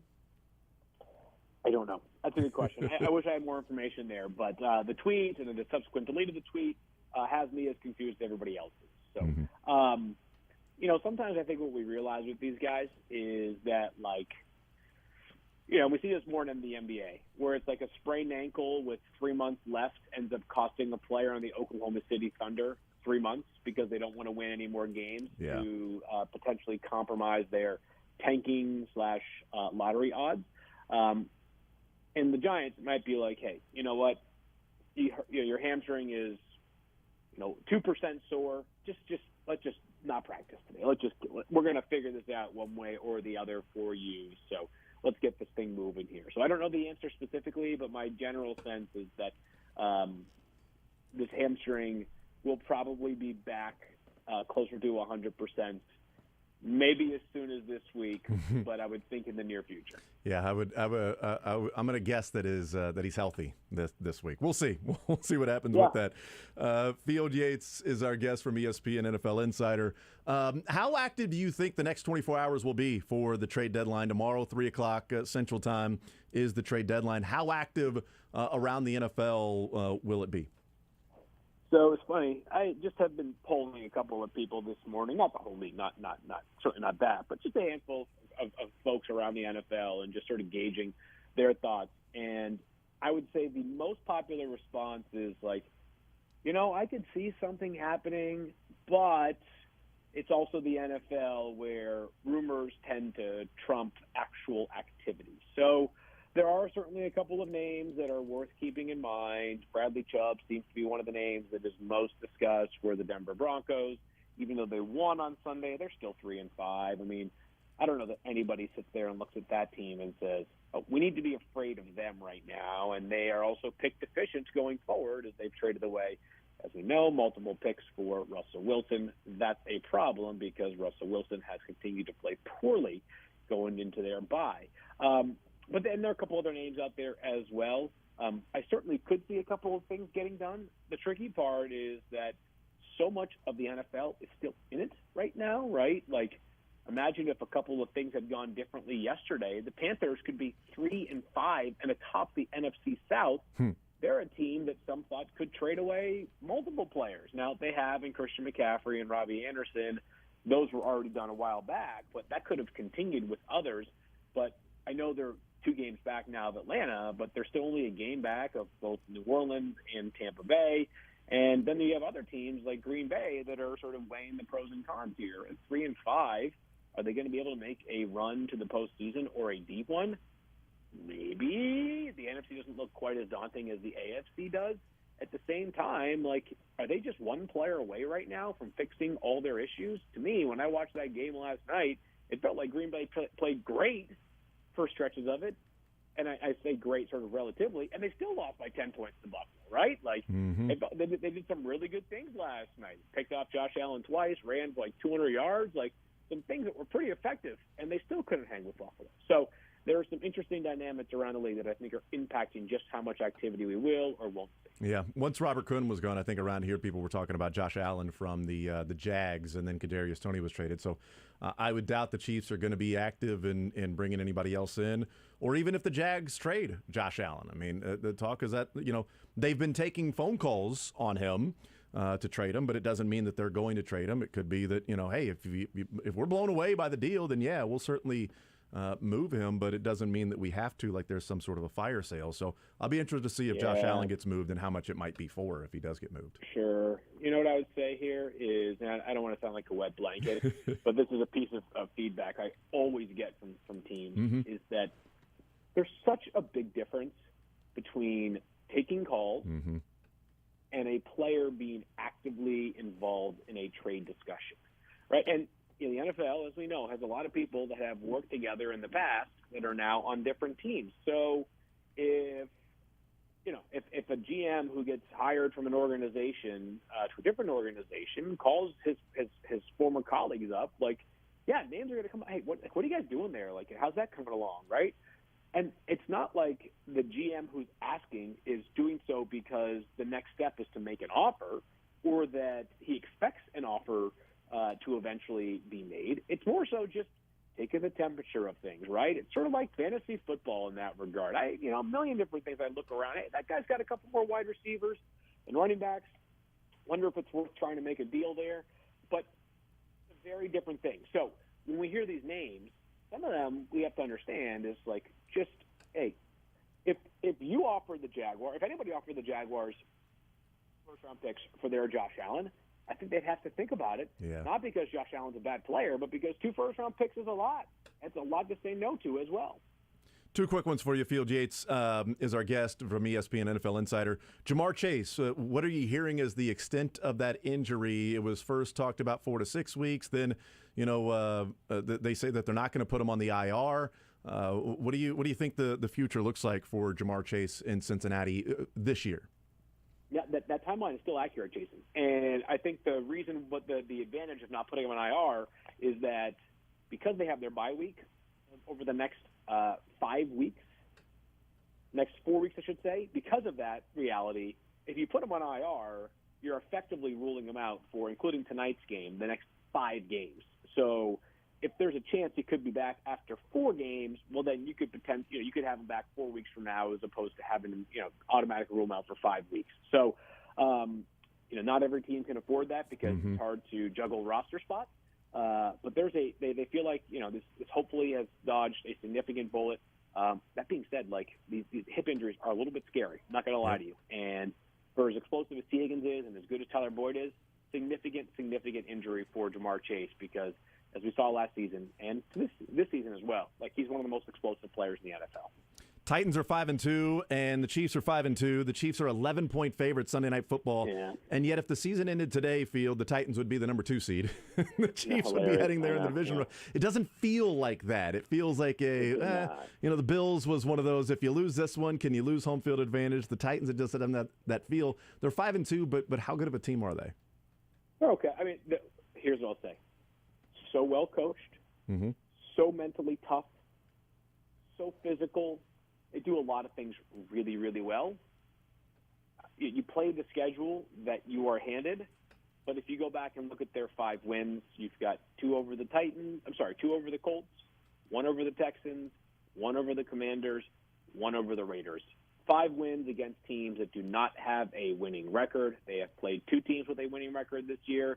They have lost both of those games. As a result of that, the Titans have a negative point differential. How about that? A negative point differential and a 5-2 record. I think that Sunday night is a game in which the Chiefs should justifiably be heavy favorites. I think the Chiefs do take care of business in maybe not easy fashion, but I do think they emerge victorious at around, 11 o'clock Arrowhead time on Sunday evening. We'll see what happens. Field Yates from ESPN NFL Insider. Field, you're the man. Really appreciate the time, sir. We'll be watching and reading and all of that stuff over the next 27 hours to see if anybody gets moved. Thank you, sir.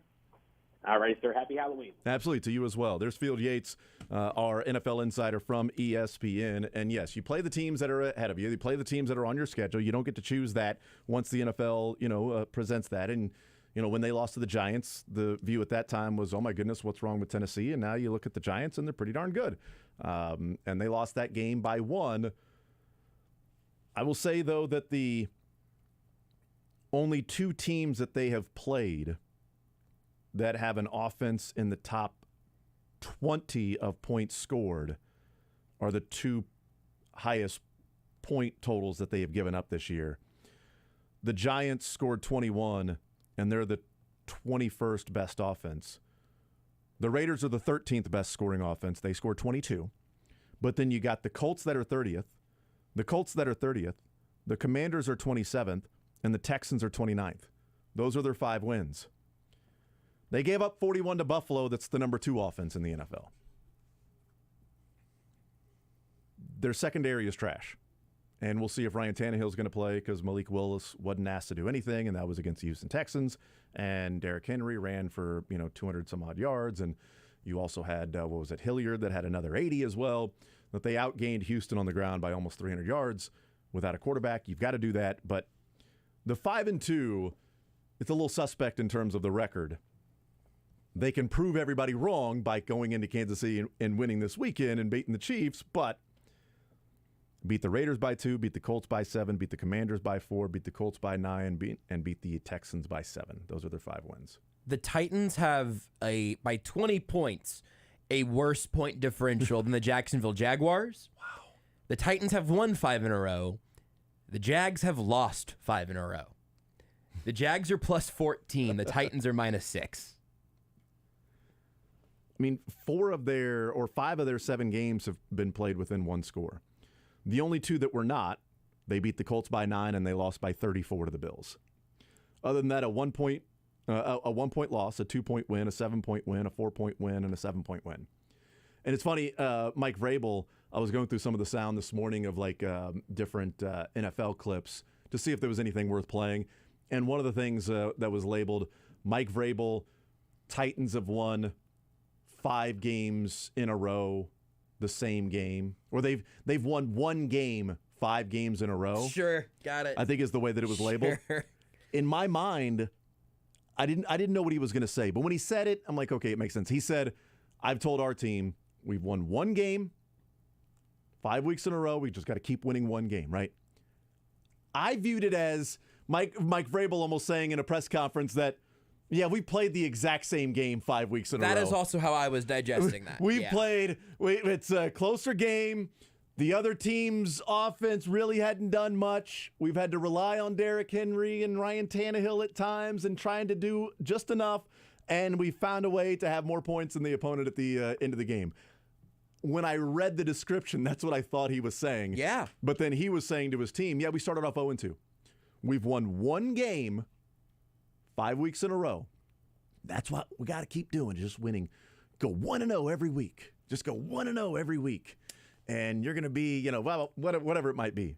But they have played 5 weeks in a row, 5 games in a row, what feels like the same game. 24-22, 24-17, 21-17, 19-10, 17-10. It's just played the same game. This feels like the week where you just stay away from the line, right? Yeah. 11 points is too many to predict anything. That feels about right. I think the Chiefs probably win this game by 10-ish points, but I don't have any confidence in that. Or by 30. Sure, I don't know. It could totally be 30. But I don't want to be sitting there in the fourth quarter rooting for Leo Chanel and the second team defense to keep my money line alive or to keep my spread alive. Here's the thing. Go down by 10, they win by 30. Right. Get up early by 10, exactly. They might win by 17. Right. Might win by 7. Might win by 10. I don't know. But I know that if you just spot them 10, the Chiefs are going to roll. And Mahomes is going to put up 400 yards and 5 touchdowns if that was the case. But we'll see.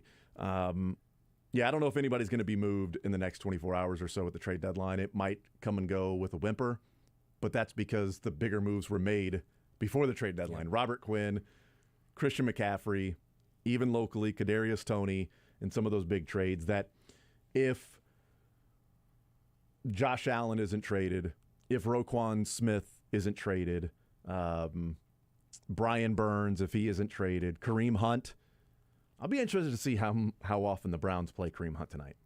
How many carries does Kareem Hunt get tonight with that trade deadline being tomorrow at 3? Maybe he gets 5 goal line carries and nothing else. Right. I mean, look, all he does is score. If you've got Nick Chubb, why risk Kareem Hunt getting injured if you might be trading him at that point in the next 12 hours? Doesn't make a whole lot of sense. So does he get moved or not? Josh Allen, by the way, I don't think the Chiefs are going to be trading for Josh Allen. Mm-hmm. If they did not trade for Kadarius Toney, I would be on the Josh Allen watch. The Jags Josh Allen, the defense Josh Allen. If the Chiefs wanted to acquire either of them, I'd be interested. Think about how much worse the Bills would be. Imagine a backfield with Mahomes and Josh Allen. Yeah, every time you're just running 2 quarterbacks out there. Creed Humphrey just picks a side. You could probably just play Josh Allen at tight end. Oh man, think Darius Toney's going to be a fun trick play master as a high school quarterback. Think about Josh Allen. Saints are going to be, damn it, that's what we wanted to do at Taysom Hill. Hey, you know what? Josh Allen, running backs might matter if Josh Allen is your running back who can also throw it. That's right. He would be one hell of a running back quarter. Take that, Christian McCaffrey. Run those options. Football or a defense Josh Allen would cost the team $1.8 million the rest of the way. Love it. If they traded for him. Sure. And next year would be $11.5 million in his 5th-year option. You think the Chiefs quarterback sneak it with other Josh Allen? That get the plays back in the playbook? That's exactly right. You bring in Josh Allen to quarterback sneak. Might be worth it. I think it's the value of really being detrimental to the Bills. That's right. Just destroying the Bills. Yes. If you traded for Josh Allen of the Bills and the Chiefs and just put him as a backup, you're going to the Super Bowl. Yeah. What other team? As long as you can get past those pesky Titans. Those damned Bengals. It was that damned Sasquatch. We'll take a timeout. We'll come back. We'll hear from Andy Reid next. Want to see more of The Zone? Watch the show live on the Sports Radio 810 WHB Facebook, Twitter, YouTube, and Twitch.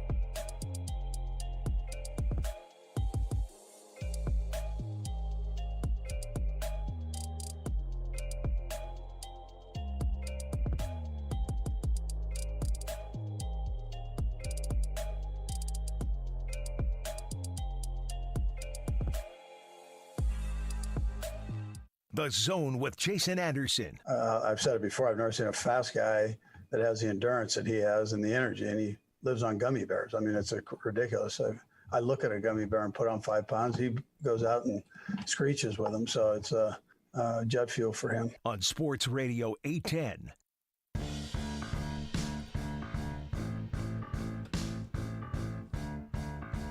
All right, thinking of Field Yates. Breaking down the NFL.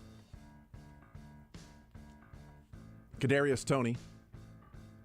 How healthy he is. Let's hear from Andy Reid in his press conference opening up the Zoom with a recap of the performance against the Niners before the bye week. Okay, so this is the first time we've really had a chance to talk since the 49er game, which seems like a long time ago. But I thought it was a good win for our football team against a good football team. I think we all had a chance to see the score from yesterday and how they played against the Rams. They obviously rebounded very well. Again, the first quarter, they kind of,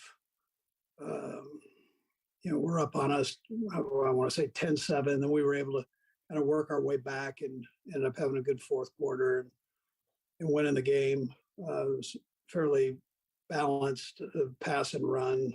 It was a little bit more pass and run, but it was fairly well balanced. Turnover battle, we ended up winning that. We had 2 turnovers, which obviously we don't want any, but they ended up having 3 of them. So all in all, I thought the offense played well. I thought the defense played well. Special teams ended up, being a factor, and they played well. So the important areas, the red zone, we did a nice job in the red zone, and third down, we did a nice job there. So that ends up being important both sides of the ball. Anyways, with that, time's yours. Let's go first to Adam Teicher. Go ahead, Adam. Hey, Andy. Couple questions about Kadarius Toney. How do you see him fitting in here in terms of what you like to do and in terms of what else you have at wide receiver? Yeah, so Adam, I think that's a nice addition by Brett.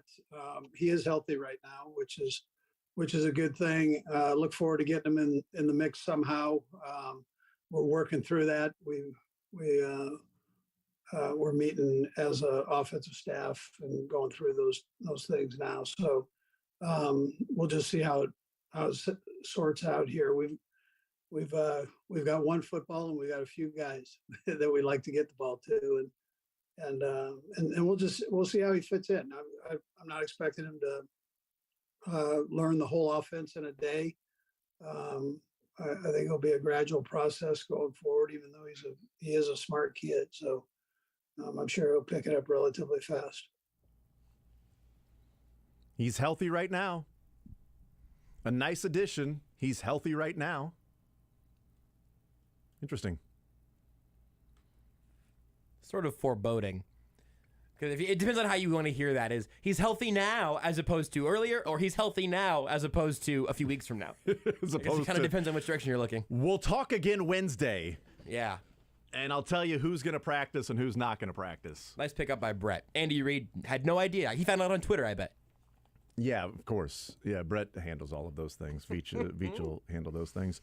One football and a few guys we'd like to get the ball to. Yep. That is true. But the main thing there about Kadarius Toney is he is healthy right now. But you're right, a couple of different ways of putting the emphasis or interpreting that, especially if you read it. He's healthy right now. Oh, that's good. Or he's healthy right now. You're right. But it kind of goes to what he tweeted when he was suggesting that he was healthy, that he was not still hurt. Which I think could imply directly then that the Giants were going to just keep him away until they could trade him away. Yeah. And at that point, maybe he's healthy and well rested. I mean, it's kind of it's a very interesting context for all of that. Andy Reid says that his wide receiving core has seen progress throughout the season so far. Yeah, the part I like the best is they've made improvement every week. They're getting on the same page with the quarterback every week. And a little bit better every week. And so I think, I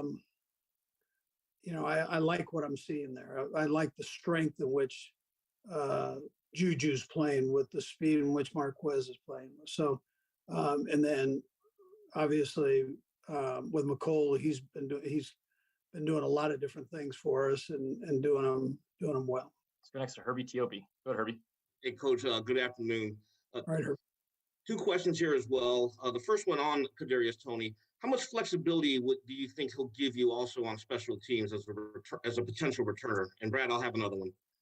Yeah, again, he's had experience with that in college. He was actually very good in college at that.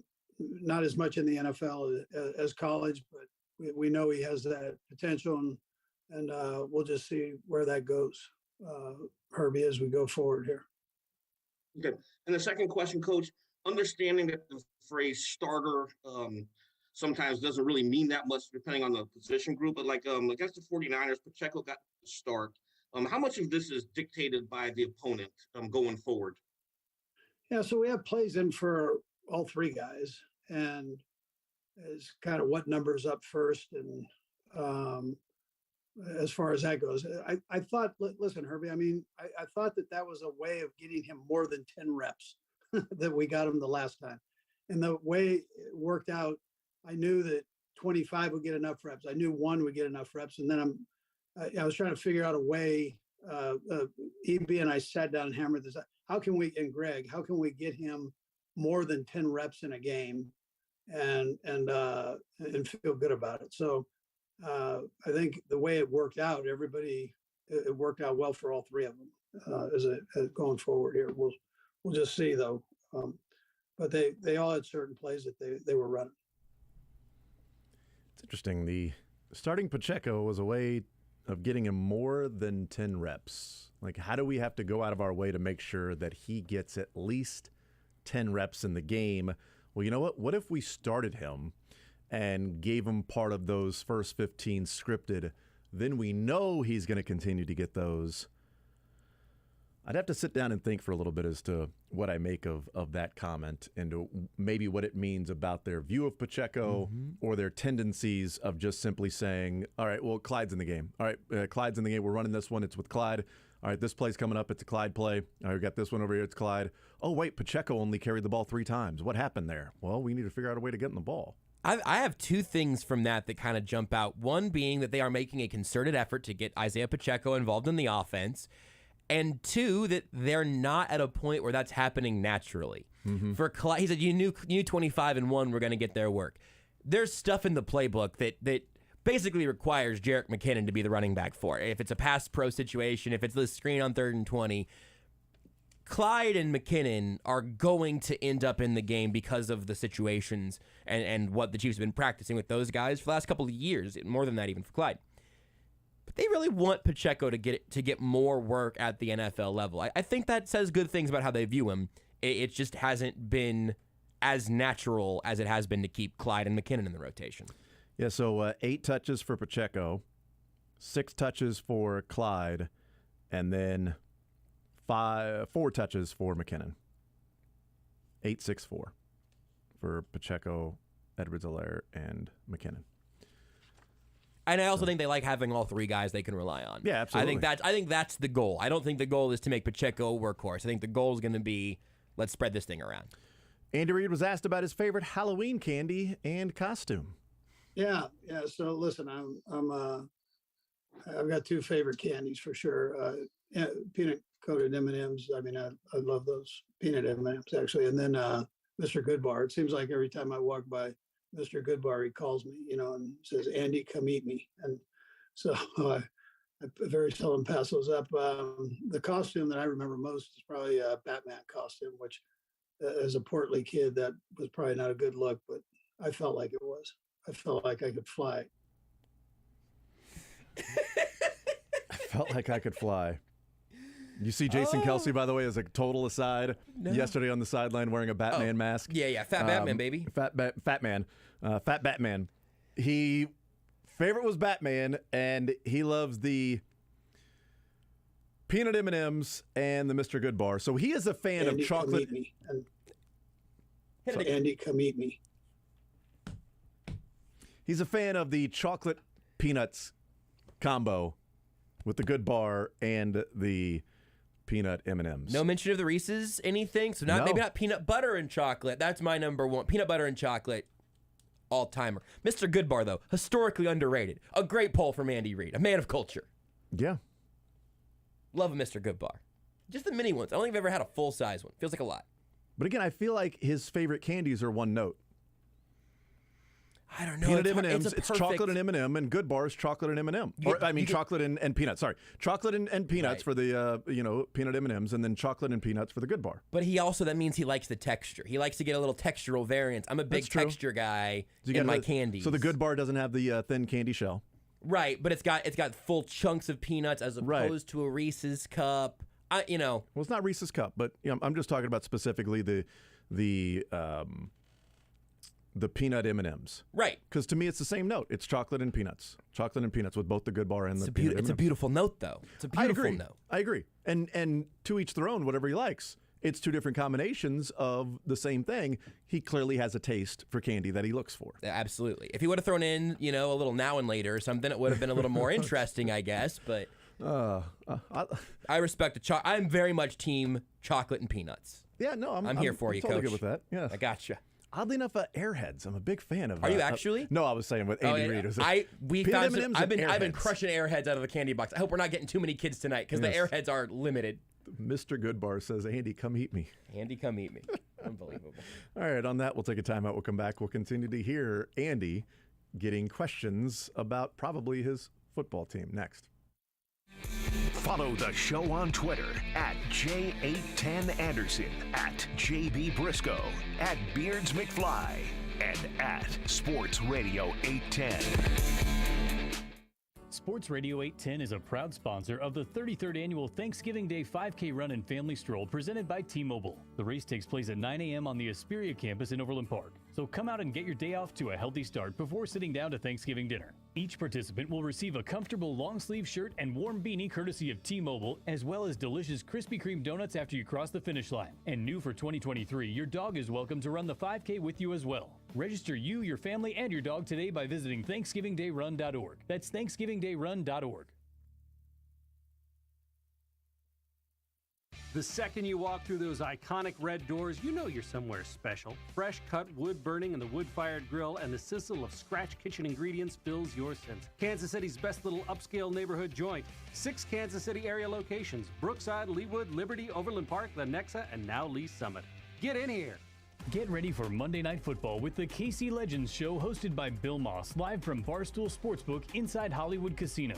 Bill's special guest this week is former Chiefs Pro Bowl defensive end Tamba Hali. He'll break down all this week's NFL action and get you ready for the Bengals and Browns on Monday Night Football. There's no better place than Barstool Sportsbook inside Hollywood Casino to place your bets. Featuring 16 betting kiosks, 5 betting windows, and 45 HD TVs. Come check it out with the KC Legends Show Monday at 6 on Sports Radio 810 WHB. Basketball is back. Tip off the season with DraftKings Sportsbook, an official sports betting partner of the NBA. New customers can make any $5 NBA moneyline bet and get $200 in free bets if your team wins. In addition to the usual bets, everyone can boost their winnings up to 100% with DraftKings stepped-up same-game parlays.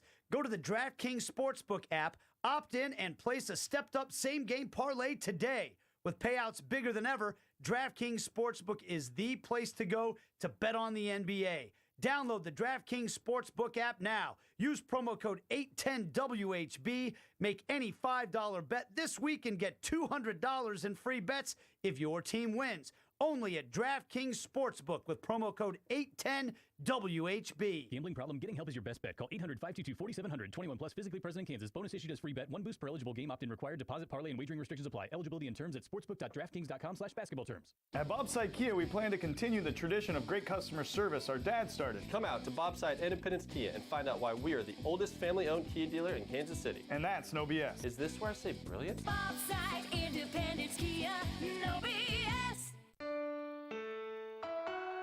Attention homeowners, are you tired of that ugly staining on your roof? Don't remove it, restore it. This is Joe Spiker, owner of Easton Roofing. If you've got an ugly roof, we can fix that. We don't have to tear it off, we can clean it. You'll be astonished at how well it works and how inexpensive it is. Selling your house? Get new roof curb appeal for less than you'll pay the movers. Get rid of that roof-eating algae and get the look of a brand new roof for a fraction of the price. Easton Roofing. Integrity matters. Kansas football hosts Big 12 opponent Oklahoma State in David Booth Kansas Memorial Stadium on Saturday, November 5th. Join in on all the fun with the expanded Family Zone and Entertainment on the Hill, including the brand new Game Day on the Hill fan tailgate that includes a tented atmosphere, food, tailgate games, cash bar, and more. Tickets for the game.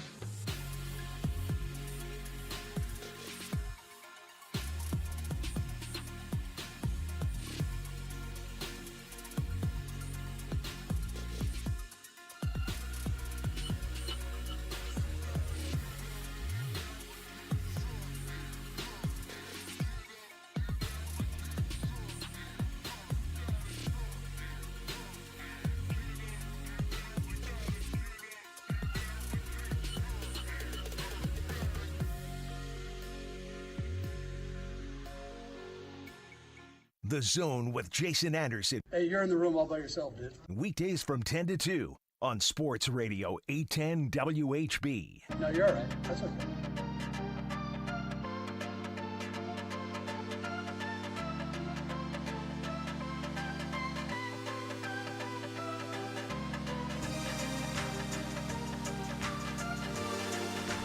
All right, we continue right here on Sports Radio 810 WHB. Jason Anderson with you, Josh Brisco and Beards. Let's continue hearing from Andy Reid after talking about the Mr. Goodbar and the Batman. Can't you see Andy Reid walking around in the Batman costume, chowing down on a Mr. Goodbar, popping some peanut M&Ms as he's walking around the neighborhood in his Batman costume, in which he felt like, he thought he could fly when he had the Batman costume on. Not easy being a portly kid on Halloween, man.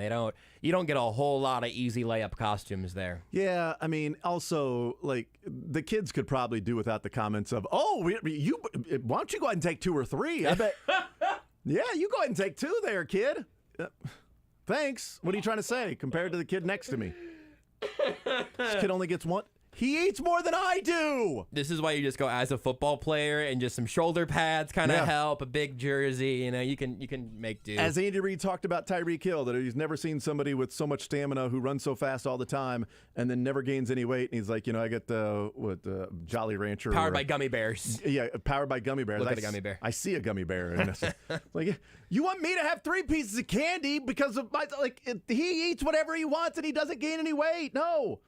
All right, so Andy Reid talked about, he was asked about how a move like Kadarius Toney might have a look to the future as much as anything.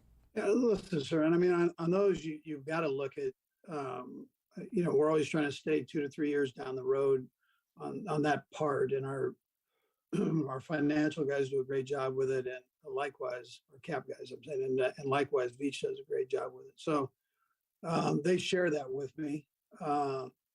It's my responsibility to get these guys to incorporate it. And so that's kind of where my energy goes, but they do have a plan there, and they do talk to me about that.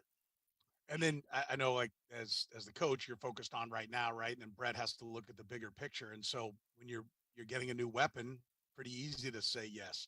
Could you envision a scenario with the deadline? I mean, it's gotten more active. You know, when you first started as a coach, nobody ever did anything at the deadline, right? It's gotten more active now. Could you envision a scenario where you actually, you know, could be talked into by Brett trading away a piece that made sense maybe in the big picture? Yeah, well, I mean, we keep everything open. So I mean, it's there's a chance that somebody gets traded or we pick somebody else up. I mean, this is everything seems to happen at the 24th hour in this business, and so there seems to be more activity at that time. But we'll just see how it all rolls here, Soren. So always a chance that somebody gets traded or, quote, we pick someone up. I think Ronald Jones might get traded. Mm-hmm. Like that's 26 hours away from the trade deadline. He asked for his release on Twitter, or maybe he was talking about something in his personal life. Also, the grass is looking awfully green on the other side somewhere. Could be talking about his neighbors. Might have been looking out of his window. Damn it, I got to get a lawn company. Look at that maybe green. he's locked in his house. Green over there. Somebody let me. I need to be released. You need to release him from his house. Release me. It's such an interesting one because I sympathize with it. Like, he got signed before Jerick McKinnon was on this team before they drafted Isaiah Pacheco. Yeah. He was going to be like RB2. But I also, if I'm the Chiefs, I think I would just say, hey, tough luck. We're going to keep paying you, but one of these dudes is going to get hurt eventually, and we're going to need you. Also, it's okay to not be an AH sometimes, like just in life in general. I'm not sure why a number of Chiefs fans took it as a personal affront or an insult to their family by Ronald Jones saying he'd like to be released. Like the responses on that of good riddance. You suck anyway. Nobody cares. I guess you don't want a ring, which, by the way, guaranteed a win. Yeah. In 2019 they got one. They don't win one every single year, so cool. That's annoying. But, there's no reason for that. He's done nothing to offend you. The guy signed as a free agent, thought he was going to be a starting running back or there with Clyde Edwards-Helaire. Now he's been on the practice squad. No bleep he'd like to be released to go somewhere and get some playing time because they just traded for Kadarius Toney. And it's like, well, now you're bringing in more offensive weapons. Damn. I'd like to do something in the NFL. Like, the fact that would be viewed as good riddance, you suck anyway, nobody cares. Like, how about this? Just don't tweet. Yeah. Just don't tweet him. He's not talking to you. He's not saying he would like out of a relationship with you. I'm also sure he could have tweeted, I'd love to get some playing time with the Kansas City Chiefs. Yeah. I'm sure it's along the same lines. He seemed excited to be in Kansas City when he got here, and now he hasn't gotten any work. I mean, that's a tough spot to be in. You know who got his release a little bit ago? Reese Fountain. That dude was a preseason, I don't know, topic of much conversation. Darling. Darling is probably the right word. He reminded me of Dwayne Bowe running around with 82 out there. I love seeing Fountain out there. And he asked for his release and got it from the Chiefs so he could get a chance to go play somewhere else. That was no affront to Kansas City. No. I'm sure he was very grateful for the opportunity to get on teams' radars from that. No doubt. Just wants to be able to do his job somewhere. All right, Andy Reid was asked what the reasonable expectations are for Kadarius Toney out of the gate.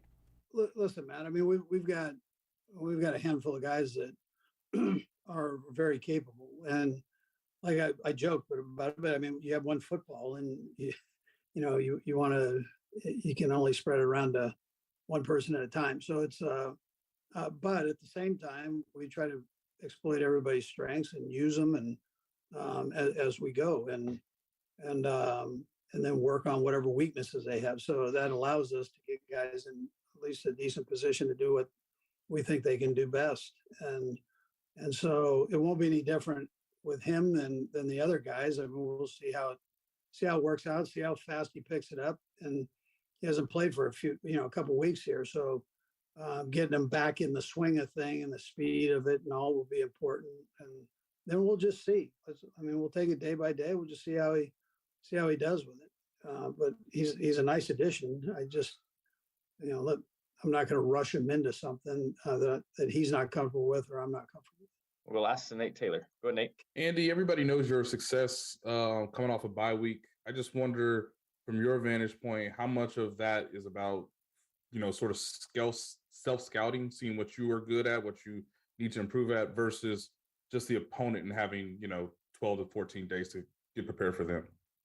Yeah, so I think Frage does a nice job with the self-scout, keeping us up to date. The thing you get on this, Nate, is you get a little bit extra time to dig in make sure that you're not missing something, right? So Frage heads it up, and then he gives it to us to go back through and kind of evaluate. And if we have any questions with the staff on what the staff might think we need to get better at, we look at those. And but all in all, I try to get the guys out and rest up is really what we try to do with the players, and then the coaches. We work a few days and then we take a couple of days off, and I think that helps recharge just a little bit. And who knows? I mean, I have no answer. People ask me about this, the wins after these. I mean, there's no secret to it. I don't know what the answer is. I've been blessed to be on good football teams. I think it's probably the best, blessed with that. So that's probably the truth of it. Would be interesting to, I don't know, in a candid moment, would Andy Reid say, well, actually, this is why? This is what's taken place. These are the things I point to as to why the record's been so good. I don't know. Except for he's a damn fine coach that's played on a lot of really good teams. So odds are, coming off a bye, if you're going to win 10 games every year, odds are after the bye is one of the 10 that you would win in a given season more times than not, so your record would be pretty good. Other coaches get bye weeks too. I think that Andy Reid is better out of it than some other coaches. I agree. I don't think he likes saying that, even if it's true. But I also wonder if he, deep down, has an idea as to what he does as to why they are so successful. Peanut M&Ms. Mr. Good Bars. Hey, Kansas City.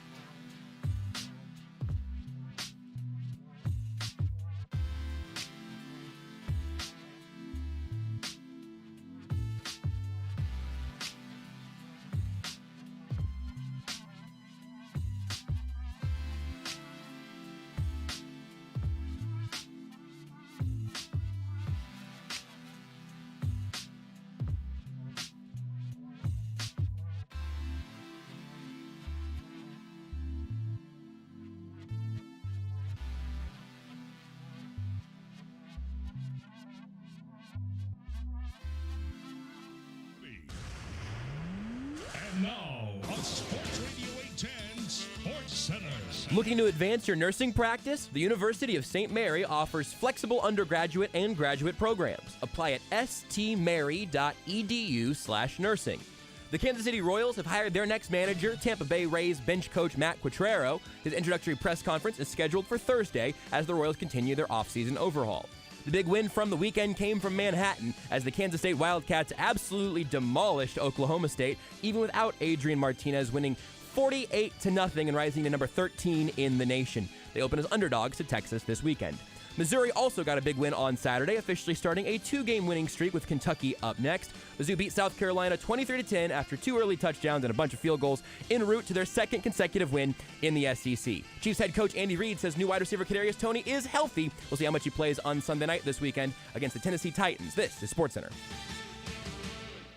You're in the zone with Jason Anderson. All right, we take a timeout. We come back. We wrap up this hour next. Do we not wrap up this hour? No, next? You still have. This is your last segment, buddy. You're not used to this. You're not used to this. You took a break. You took a break way early. That's way too early for a break. Weird. On Sports Radio 810 WHB.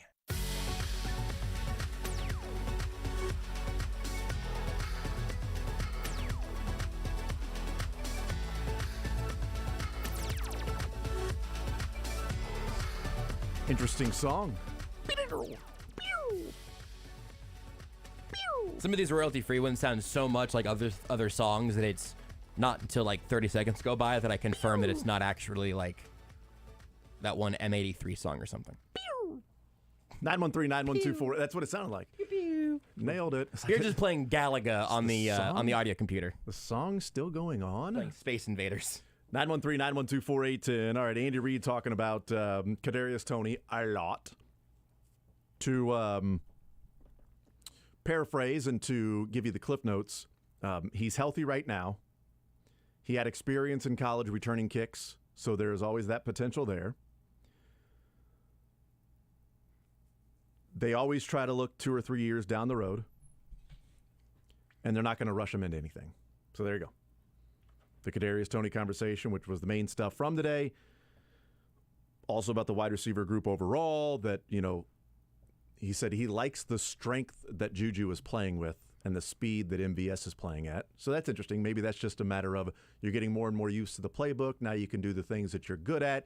Hey, Juju, you realize you're pretty strong. You should play with that strength. Body dudes up. Back shoulder. They can't get around you. You're strong. Do that. MVS, do what you do. Be fast. And then Pacheco. They started him as a way to get him more than 10 reps in that game. They wanted to make sure they went out of their way so that Pacheco could touch the ball or at least be out there for more than 10 plays because he touched the ball 8 times. So there you go. 913-912-4810. We talked about in the first hour that the Royals making official, they will introduce Matt Quatraro on Thursday around 10:30. We'll have it for you right here on Sports Radio 810 WHB. So Thursday, 10:30, Matt Quatraro, the new Royals manager, will be introduced. J.J. Piccolo, and making this move that it is a changing of the guard, and you knew that when Dayton was fired that this was going to be the case, or at least the expectation was that this was going to be the case. That was the first move to then Mike Matheny and Cal Eldred being fired, and it was different in that they were fired 5 minutes after the game was over, it felt like. It was a little bit longer, but it was like a couple of hours after the game was over.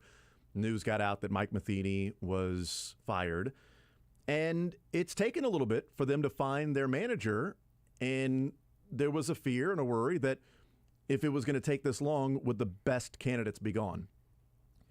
And was it going to be Pedro Gaffal? Was it going to be Dusty Wathan? Was it going to be Matt Quatraro? Like these different manager prospects and names that were out there.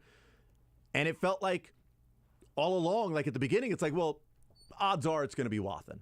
Odds are they're going to go with Wathan. Seems to be the leader in the clubhouse right now. And they go through the whole process and they come out with Matt Quatraro. Now, was that early on saying, oh no, Dusty Wathan is our leader? It's the guy because they knew more about him at first, blush?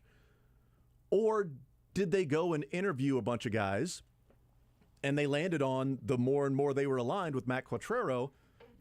I'm not saying it's going to be a Pittsburgh Steelers, Bruce Arians and Mike Tomlin type deal, where it was, I believe it was Arians is going to get the job. It's Arians' job.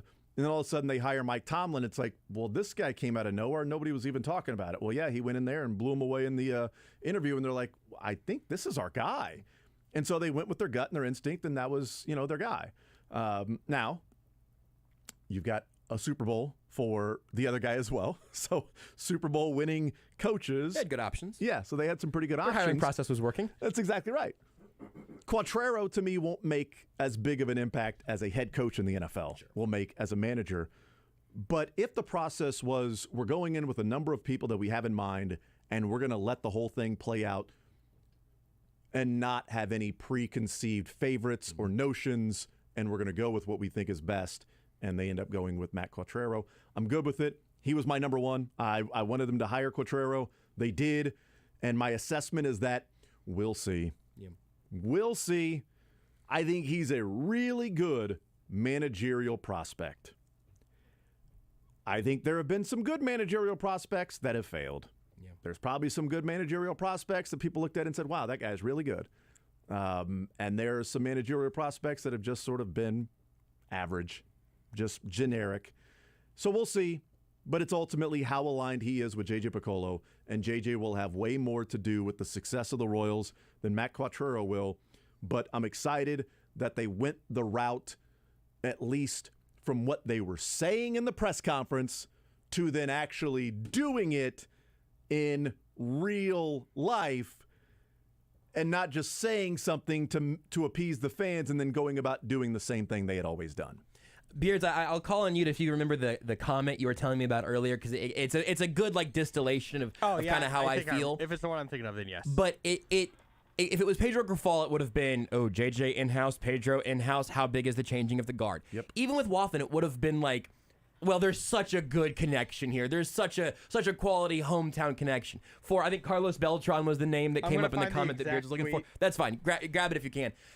Where you go, it feels like a good move to make because it feels like consistency. And the Royals didn't play for consistency. Even if those guys would be great candidates, good managers, whatever it would end up being, that process would have left me with a little bit of a bad taste in my mouth because it would have kind of also validated the people going, hey, you fired Dayton Moore and then hired his right-hand man. Are we sure this really is going to be that sort of changing of the guard? What was the comment, Beards, of the tweet? So this was just in reply to Royals Review article about them hiring him. It says, as a fan, I wanted Carlos Beltran. As a reasonable person, I wanted them to hire somebody I'd never heard of. They chose reasonable. Good. And I think it's fascinating that that's just like a Royals fan right now, because I think that is probably a pretty popular take right now among, hey, don't hire the guy with the connection to the past of this organization. Yeah. Give me someone who can be a little bit innovative and let us try something different. I really do think that's intriguing. I think some of the better things about Pedro Grifol in that they're familiar with him, they know what he can do. He has a familiarity with the organization, with the players. They have a relationship with him. Some of the things that made him a really good managerial candidate for the Royals are also the same things that almost eliminated him from being the guy they chose. Yeah. Which is unfortunate for him. And I hope the White Sox hire him. And I don't know if they've made a move since we've been on the air from 10 o'clock. I haven't seen anything either. I think it'd be all over Twitter that, the White Sox hired their guy. So I hope he gets hired because I think he can be a good manager. But going in-house while hiring your GM that's in-house, while your hitting coaches and everything are going to remain, while your pitching minor league coordinators are not going to change, and all you'd be doing is hiring a bench coach and a pitching coach, and the front office would be somebody who was already there. So out of all of the changing in the new age Royals, it would be a new bench coach and pitching coach. And those may not even be outside the organization either. So it felt like a little bit of a Pedro, awesome stuff, like you, hope it works out, but just can't hire you here for a lot of different reasons. And maybe Dusty Wathan, if he'd have got in there and blew him away in the interview, I don't think they would have said, no, there's too much of a connection with, I agree. With his dad being a part of the organization for 20 some odd years and him being a guy that grew up in Blue Springs or, went to Blue Springs High School and has been around the organization for a number of years. And even though he's with somebody else and, with the Phillies and, it's, I don't think we need to go down that route. Like, I think he would have been somebody that would have been perfectly fine if Dusty Wathan and Matt Quatraro just changed names. Yes. And Dusty Wathan was hired today with everything that Matt Quatraro has. I'd be perfectly fine with that. I don't look at that the same as hiring from within the organization. I agree with you. But I don't know why I keep coming back with it. There's something about the fact that even if it wasn't true, like the feeling that Dusty Wathan was the favorite in the clubhouse and they didn't just simply go with the guy that most people thought was obvious that that's who they were going to hire. When Ned Yost, the last year of Ned Yost, it was Mike Matheny's the next manager. Yes. And then you heard there would be some things coming out of the Royals like, no, that's not true. Like, we'll see what Ned, but Mike Matheny is just simply helping out with the front office as like a roving scout in the minor leagues. And he's not down there getting used to the players that he's going to be managing in a couple of years. That's not the case at all. But it was like this terribly kept secret. Manager in waiting. Yes, that Mike Matheny is going to be the next manager. And he was. And so there's something, and so there really was no process. Right. It was Ned Yost. Right. Mike Matheny's our next guy. Yep. We hired Mike Matheny. There was a succession plan. Yeah. If Pedro Grifol is your next manager, it kind of feels like maybe the next step of your succession plan. Right. And again, it may not work out, but I like that there were a number of guys they talked to and interviewed, and they went with somebody that they felt was the best guy for the job. And so Ned Yost was a manager that got fired, joined Dayton Moore in some sort of advisory role in the front office, and then was named manager. Mike Matheny fired, joins Dayton Moore in a front office advisory role, and then was the next manager. Just don't go that route. This is totally different. So I'm excited about it from that standpoint. And you're getting somebody that worked with the Guardians and the Rays, maybe the two most successful low payroll teams in Major League Baseball. A's thrown in there as well. But in terms of success in the postseason and consistency, outside of that banner that's hanging out there out at Kauffman, it's been the Guardians and the Rays. And so I'm excited to see what he can do and what the future can hold with the new age of clearly an analytics mindset and making some of those decisions. This really, again, isn't about Pedro Grifol. I think he was my preferred candidate last time the Royals were looking for a managerial candidate, and again, it was Matheny. I'm with you on that. Also, great take to have now. I mean, for me to be like, I just don't think this Matheny guy's going to work out in Kansas City, really bold by me. I told everybody Cal Eldred's the greatest. Duncan, move over. Cal Eldred is now in your spot. So, I don't know if you saw that the XFL today announced their new teams for XFL 3, essentially. I did not. A bunch of them are the same. The St. Louis Battlehawks are the St. Louis Battlehawks again. There are a couple of new teams completely. But there's one team, the Seattle Dragons is what they were known as. Today it was announced that they are returning for another round of the XFL as the Seattle Sea Dragons. And I kind of think if you hire J.J. Piccolo and Pedro Grifol and you get and you keep all of the hitting guys and you keep your minor league pitching development, you're kind of the Kansas City Sea Dragons at that point. Like, hey, it's different. It's different. We're 3 letters different here. The manager's different. I mean, the GM's not here anymore. Come on. I think that would be a little bit of the feeling of like, or anytime you see a new thing at the grocery store, it's new look, same great product. It's like, well, okay, are we really buying in a rebuild here, rejuvenation? And I think that Quatraro helps the Royals achieve that goal. And Quatraro did manage for a couple of years in the minors before he got up with the Guardians and was the assistant hitting coach with the Guardians, and then third base coach with the Rays on into bench coach with the Rays. I do think there's I don't think Dusty Watson was. I don't think he's been a bench coach. He's been a minor. He's been a manager in the minor leagues, but he's the third base coach for the Phillies. Shouldn't say he was. He still is. He is. Game 3 tonight, and more, and continuing to do so. And he probably got a nice payday for his interview with the Royals. And he will be there tonight. Yep. Out there at third base. Let's hope, for the sake of the Astros not winning, him swinging his arm around that and rotator cuffs feel nice and loose. Keep going, keep running, or giving high fives to players as they're rounding third base.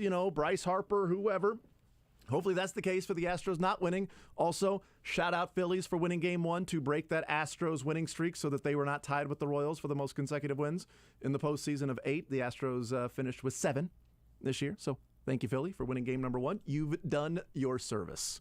I'd like you to win the series, but if you don't, you've at least taken care of the most important thing, and that was just simply winning Game 1. That's all you had to do. Just win Game 1. Well done. Do you know where Matt Quatraro played college baseball? I wouldn't have known this until 5 seconds ago, so I won't hold it against you if you don't. I have no idea. Old Dominion. They're the Monarchs. Whoa. Whoa. Whoa. He was a Monarch. Now he's a Royal. It was destined. This was all in the cards the whole time. It's destiny. There's, sometimes there's these serendipitous moments that just step in and happen. So yeah, we'll see. Honestly, you know what? Too much of a connection. Don't like the hire anymore. I feel like now it's the Sea Dragons. Now they're the Sea Dragons again. Just changing it to the Monarchs. In all seriousness, the job for Matt Quatraro to me is going to be taking what the analytical decisions that John Sherman said, and I don't think it's going to be like extreme. I don't think they're going to go from relationships to analytics overnight to where it's going to be the extreme. And it's going to be like in baseball, you would go from a player's manager to a disciplinarian. Right. And then a player's manager because, the clubhouse, he lost the clubhouse because he was too tough to play for. And then a player's manager. And you know what? Every once in a while, you got to give the guys a kick in the pants, and he was just too soft, you know? Come on, man. Sometimes you need some vodka, not milk and cookies all the time, right? So, not that it's going to go from relationships with Dayton to there are no relationships and they are just blank faces on a spreadsheet, and it's only about the line on the spreadsheet that you are. That's all they care about. Like, it's not going to go to that degree. But clearly there's going to be more of an analytical approach with what the Rays do, with what Matt Quatraro's experiences with the Rays and the Guardians as well. But his main job, to me, is going to be making sure that the players, and there's going to be some losing along the way, so it's probably tougher than what he had to do with the Rays as the bench coach. Yep. He's going to have to make sure that the players in the clubhouse know or feel that the organization views them also as someone on the front of the baseball card, and not just you are the person on the back of the baseball card, and we don't ever have to turn it around because that doesn't matter. I've got all the information I need on the back of this baseball card. You pitch left-handed, you pitch right-handed, you hit left, you hit right, the position you play, and here are your numbers, and I can put this card into Stratomatic, and I can play, and that's all I need to know. And you can lose a clubhouse. You can lose players that way if they feel like I'm only valuable for what my slash line is up on the scoreboard. And to some, that may be the case, but there is the human behind that in playing 162. That's Matt Quatraro's job, handling the bullpen, developing a lineup, making sure everybody feels like they are being taken care of by the organization, and that what the organization is telling them, what the coaches are telling them, is in the best interest of them, and not have the skepticism that clearly was there with the Alec Lewis articles at The Athletic. The players were looking around and seeing success of former teammates, what they were having, and not knowing if the Royals organization was good enough, if what they were doing with them is going to be detrimental or benefiting their career, beneficial in their career. It's a fabulous point, because I think it's totally valid to say, hey, if you're going to go into this with the analytic robot mind, don't forget about the people you have to manage through that. I agree 100%. But boy, it's a good point to say, hey, the organization that valued the players so much as individuals, which is, hey, a good thing. Caring about people is a good thing. Yeah. Another bold stance by me today. But that organization that cared about the people was not putting them in the best situations to succeed. Part of being the best organization you can be for your players means putting your players in situations where they can be the best versions of themselves and not be Jake Junis and finally find their other pitches when they get to San Francisco. But also not trust the organization that was telling him you should do this and him not doing it. Absolutely. Because Dayton, on this radio show, unprompted, said, well, you know, Jacob Junis, we wanted him to throw his slider. We told him to work off his slider. He did not.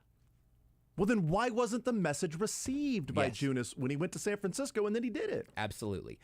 There are so many moving parts, and I think this is maybe the most interesting part about baseball in a big picture way, and almost certainly the most difficult part of it, is making all those numbers work with all those people for that many bleeping games. Yeah. You're playing 162 of those things. That is ridiculous. That is so much sports to manage. You got to have your emotions in check for 9+ innings 162 times. That's hard to do. Mm-hmm. I have no idea if Matt Quatraro is going to be able to do that flawlessly, but I think that there is a strategy and a vision from the Royals right now that seems cohesive and coherent, and that is something to start with. So I had mentioned earlier in the show that, just looking at what the Rays had done in how they handled their bullpen, and there were 5 different guys that had 5 or more saves for the Rays, and I'm looking at the Royals, and they had... You know how many different guys had 5 or more saves for the Royals this year? I feel like there's a chance it's just Scott Barlow, but I feel like it's probably not. It's just Scott Barlow. Is it really? Good grief. He had 24. The saves this year, Taylor Clark had 3, Stalmont had 3, Mingden had 1, and Brad Keller had 1, and Jose Cuas had 1. But 24 for Scott Barlow. So that was, I wasn't really counting at the time, 7, 8 total? 1, Anybody 2, other than Scott 3, Barlow? 4, 5, 6. 6? Oh, boy. 6 players total had a save for the Royals, and the Rays had 5 different players have at least 5 saves last year. Their save numbers were 8, 7, 6, 5. Like they had, and 5. You got a NASA countdown, yeah. They had 2 guys that led their team in number of saves. 8 saves for Fairbanks and 8 saves for Jason Adam. It's really interesting, man. And then Poche had 7. So you had, and Brooks Raley had 6. So you had 4 guys within 2 saves of each other for being the leader in saves. But I should also point out, you can do that if you've got guys that have an ERA of 1.5, 3.9, 3.6, 2.6, 3.8 as your main relievers, whereas the Royals were dealing with guys that had 2.1 for Barlow, 2.7 for Coleman, 4, 4.9, 4.2, 6.5, 6.5, 7.4, 5.6. A little bit more difficult to go to guys late in the game and you say, well, we can get a save from this guy because we can trust him. No, it was Coleman for a decent portion who had some just nasty stuff. It was really Scott Barlow. Because other guys he started to put in different positions would start to melt down at different times. Yep. It's like, oh, hey, here's more responsibility, Joel Payamps. And he was walking out as a witch in the rain. And just melting once he got wet. You had seen that a couple of times. And so it makes life easier to mix and match when you've got guys that you can use. And that's where Kevin Cash had an advantage with the front office, putting guys in position and developing guys through the system to then go out there and be utilized in a way that you had different guys each day that can go and get the job done. We also talked about the lineup. That the Rays last year in the batting order of the first, second, or third spot in the order, so essentially batting in the first inning, 17 different players were in the 1, 2, or 3 hole in the lineup last year. 17 different players batted first, second, or third. Not 17 different lineup combinations, because who knows how many there would be with that. But there are 17 different players that appeared on a lineup card batting first, second, or third, and 11 different leadoff hitters last year for the Rays. That one is might be is a good crazy. Thing. Might be a good thing, might be a bad thing. I don't know. Might be terrible for the Royals. It might be for the Royals, these young guys, they need to know what's your job. You come into the ballpark as a young guy, you're batting fourth. You know you show up at the ballpark as a young guy, you're my number 2 hitter. You show up to the ballpark as a young guy, you're my 6th inning guy if I need you to go longer. You're my 8th inning guy. You're my 7th inning guy. That may be the case. And that's on Quatraro to figure out. Right. That's his job to figure out what's the best in maximizing the ability of his players with what the back of the baseball card looks like and how to get the most out of the back of the baseball card, because you don't just walk out there every single night and say, well, this guy batted 275, so every single night you're going to get 275. Well, no, because you might get a slump. You might get somebody struggling for a month, month and a half, and then he might get hot. But how do you maximize those things? That's on the manager to figure that out. And it may be guys situationally used. That might be a way of maximizing the players, is that, well, you batted 6th yesterday, but you're pretty good against this pitcher. I'm going to put you in the 2-hole because I'm trying to get you as many at-bats as you can against this guy, which maybe he goes up to the plate like uber confident. Sure. Okay, he believes in me. I do hit well against this guy. And I'm here batting in the second spot. Okay, great. Maybe he goes 0 for 4 with 4 Ks. Who knows? Baseball's not a very rigid sport. So I think that having some flexibility with how you manage your guys makes a lot of sense. But I think, as you've said a couple times already today, JJ Piccolo is going to point the team in whatever direction it is. You just need to have a manager that can keep you on those tracks and be in the same headspace. Quatraro's not going to make the pitching staff work or not, but he needs to make it work as well as what he has can. He needs to take the ingredients and make something edible, and hopefully something delicious. But the ingredients right now still need a little more, particularly in the bullpen. Take the vision and put it into actual use and apply that in an actual game of what the vision of JJ and John Sherman, what they want the organization and the team to look like. We'll take a timeout. We'll come back. Learn funniest best coming up next. Follow the show on Twitter at J810Anderson, at JB Brisco, at Beards McFly, and at Sports Radio 810. Rich Eisen here from Monday Night Football on Westwood One. Coming up from Cleveland, Nick Chubb and the Browns play host to the cross-state rival Bengals. Kevin Harlan and Hall of Famer Kurt Warner will have the call on air or on the free live stream sponsored by AutoZone. Can Cincinnati slow down the league's leading rusher and claim a 3rd straight win? Join us to find out.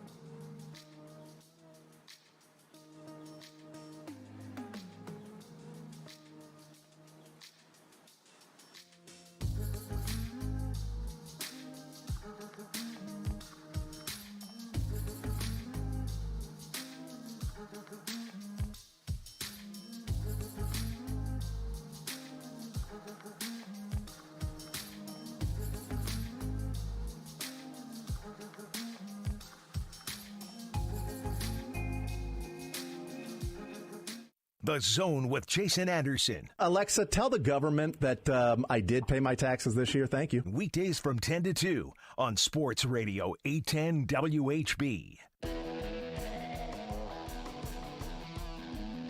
All right, we continue right here on Sports Radio 810 WHB. It's a Monday edition. We head up until 2 o'clock. Jason Anderson, Josh Brisco, and Beards. We got Learn Funniest Best here. What I learned is that Mick Schaefer got that Wildcat fever.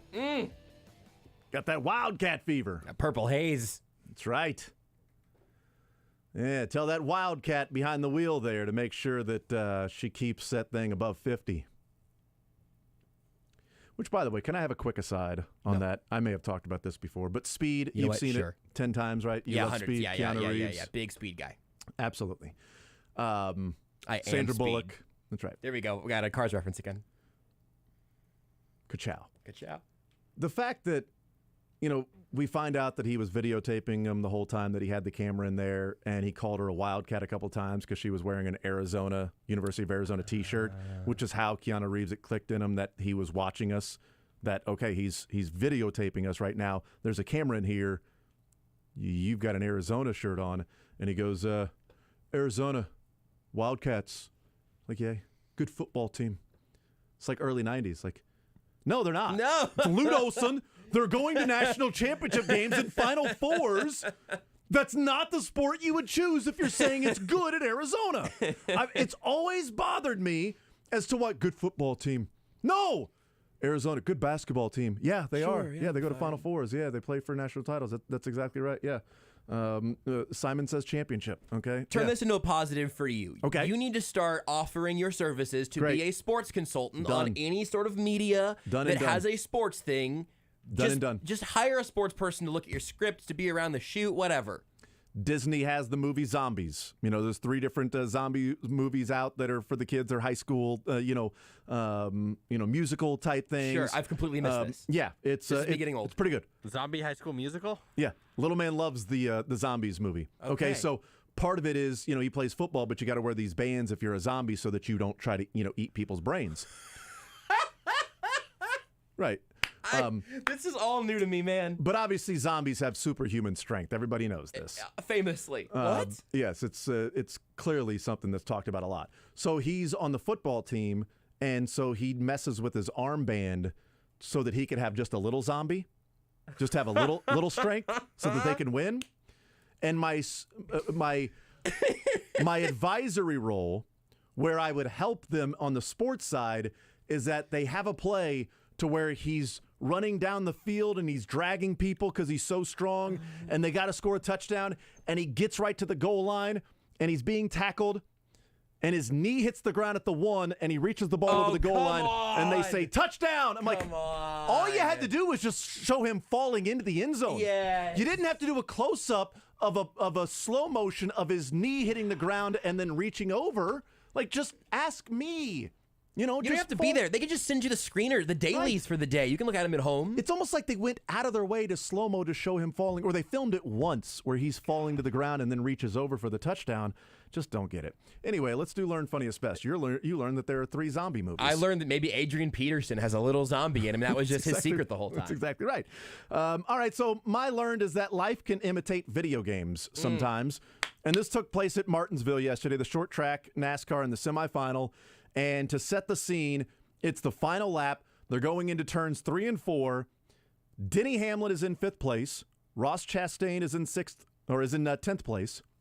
There are 3 racers that have already qualified for the championship in Phoenix this weekend. 3 of the 4. So the championship 4, 3 spots had already been sealed. It came down to Denny Hamlin and Ross Chastain. Denny Hamlin was in the 5th spot. Chastain was in the 10th spot. He goes into turns 3 and 4, and he floors it. He 5th gears it into turn 3, and he slams against the wall, and he just rides the wall all the way around, using his momentum, that force, to almost whip him around. Turns 3 and 4, and his car looks like he's going 1.5 speed as everybody else in the video because they're slowing down to take the turn, and he's just whipping around, and he goes from 10th and finishes a half car length right in front of Denny Hamlin to get into the championship. It's been very controversial. So cool. Because is it dangerous? Is it childish? Yes. Now everybody's going to want to do that. Yes. But here's Ross Chastain after the race talking about the idea and where he got to do that particular move. Played a lot of NASCAR 2005 on the GameCube with Chad growing up, and you could get away with it. And I never knew if it would actually work. And I did that when I was 8 years old, and I grabbed 5th gear. I asked off at 2 on the last lap if we needed it, and we did. I couldn't tell who was leading, and I just made the choice. I grabbed 5th gear down the back and full committed. Once I got against the wall, I basically let go of the wheel and just hoped I didn't catch the turn 4 access gate or something crazy, but I was willing to do it. And I put it into 5th gear, hit the wall, and let go of the wheel. GameCube forever, man. I mean, Just- so cool. Just so cool. pedal to the metal and let go of the wheel and let the wall do all of the work for you. And he got that from playing 2005 NASCAR on GameCube. I played Martinsville on the PC version of some NASCAR game, maybe including this one, enough times that I feel like this is my NASCAR expertise. It's one of the greatest final laps in NASCAR history. So cool And looking. I am typically the person that people go to for NASCAR history. That's right. So there you go. What'd you learn, Josh? I learned that Deion Sanders is tied for 3rd in career interceptions at Florida State. Tied with Lee Corso? Deion was surprised to find this out on College Game Day. They both had 14 career interceptions at Florida State. I thought Lee Corso played before the forward pass was legal. I don't even know how they got to 14. Well, that's why they got 14. They threw it 14 times against him. It was unreal. Deion Sanders and Lee Corso, collegiate defensive backs of the same caliber. Totally stunned by that this weekend. That is awesome. What did you learn, Beards? The Raiders might have had the worst play in the weekend. Raiders faked a punt, lost yardage, and got a 15-yard illegal block, total loss, 17 yards, and turned the ball over. Good job. Good job, boys. Gotta love that Devontae Adams trade. Really working out for him. What was the funniest for you, Josh? We start with you. This tweet from Panasonic DX4500. The Houston Astros are a perfectly engineered baseball machine of death no one in their right minds would challenge. But the Philadelphia Phillies are, quote, that sign can't stop me because I can't read, personified as a baseball team. So that right there, I was already not rooting for the Astros, but that right there was really the impetus for me to get re-energized for these World Series matchups because I think the Phillies have. It's what we're known for. It was a great visual. Where's Ime? What? Where is he? Who was it off camera that said, and they didn't say bleep, but there was a bleep. It might have been Jason Tatum, I think people were saying. Maybe Jason did. That's what excellent. the bleep are you doing? And he looked over and smiled and then went right back into character. Incredible. Back to the questions. My funniest from the weekend, and why not have 3? That's what I say. Why not? Is that in Seattle yesterday, the Seahawks were playing a game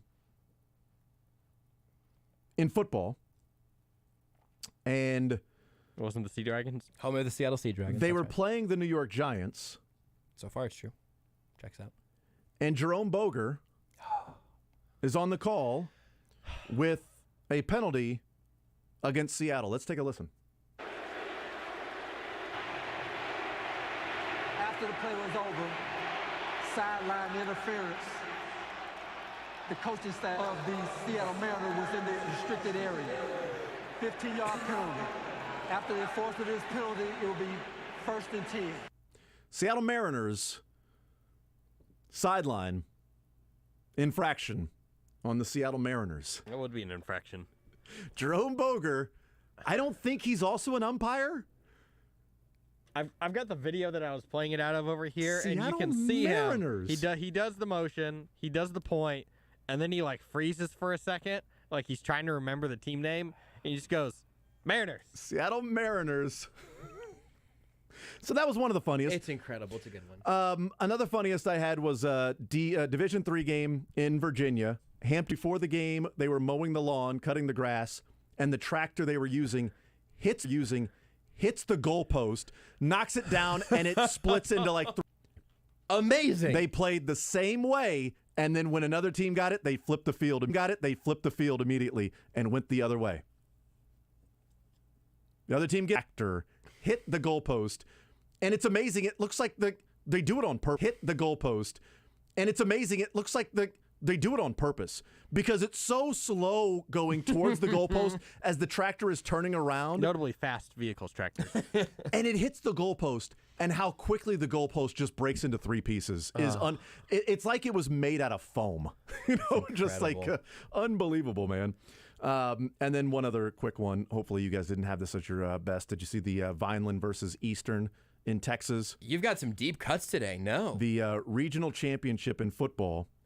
It was 4th down. Eastern was down 14-13. They had to go for it.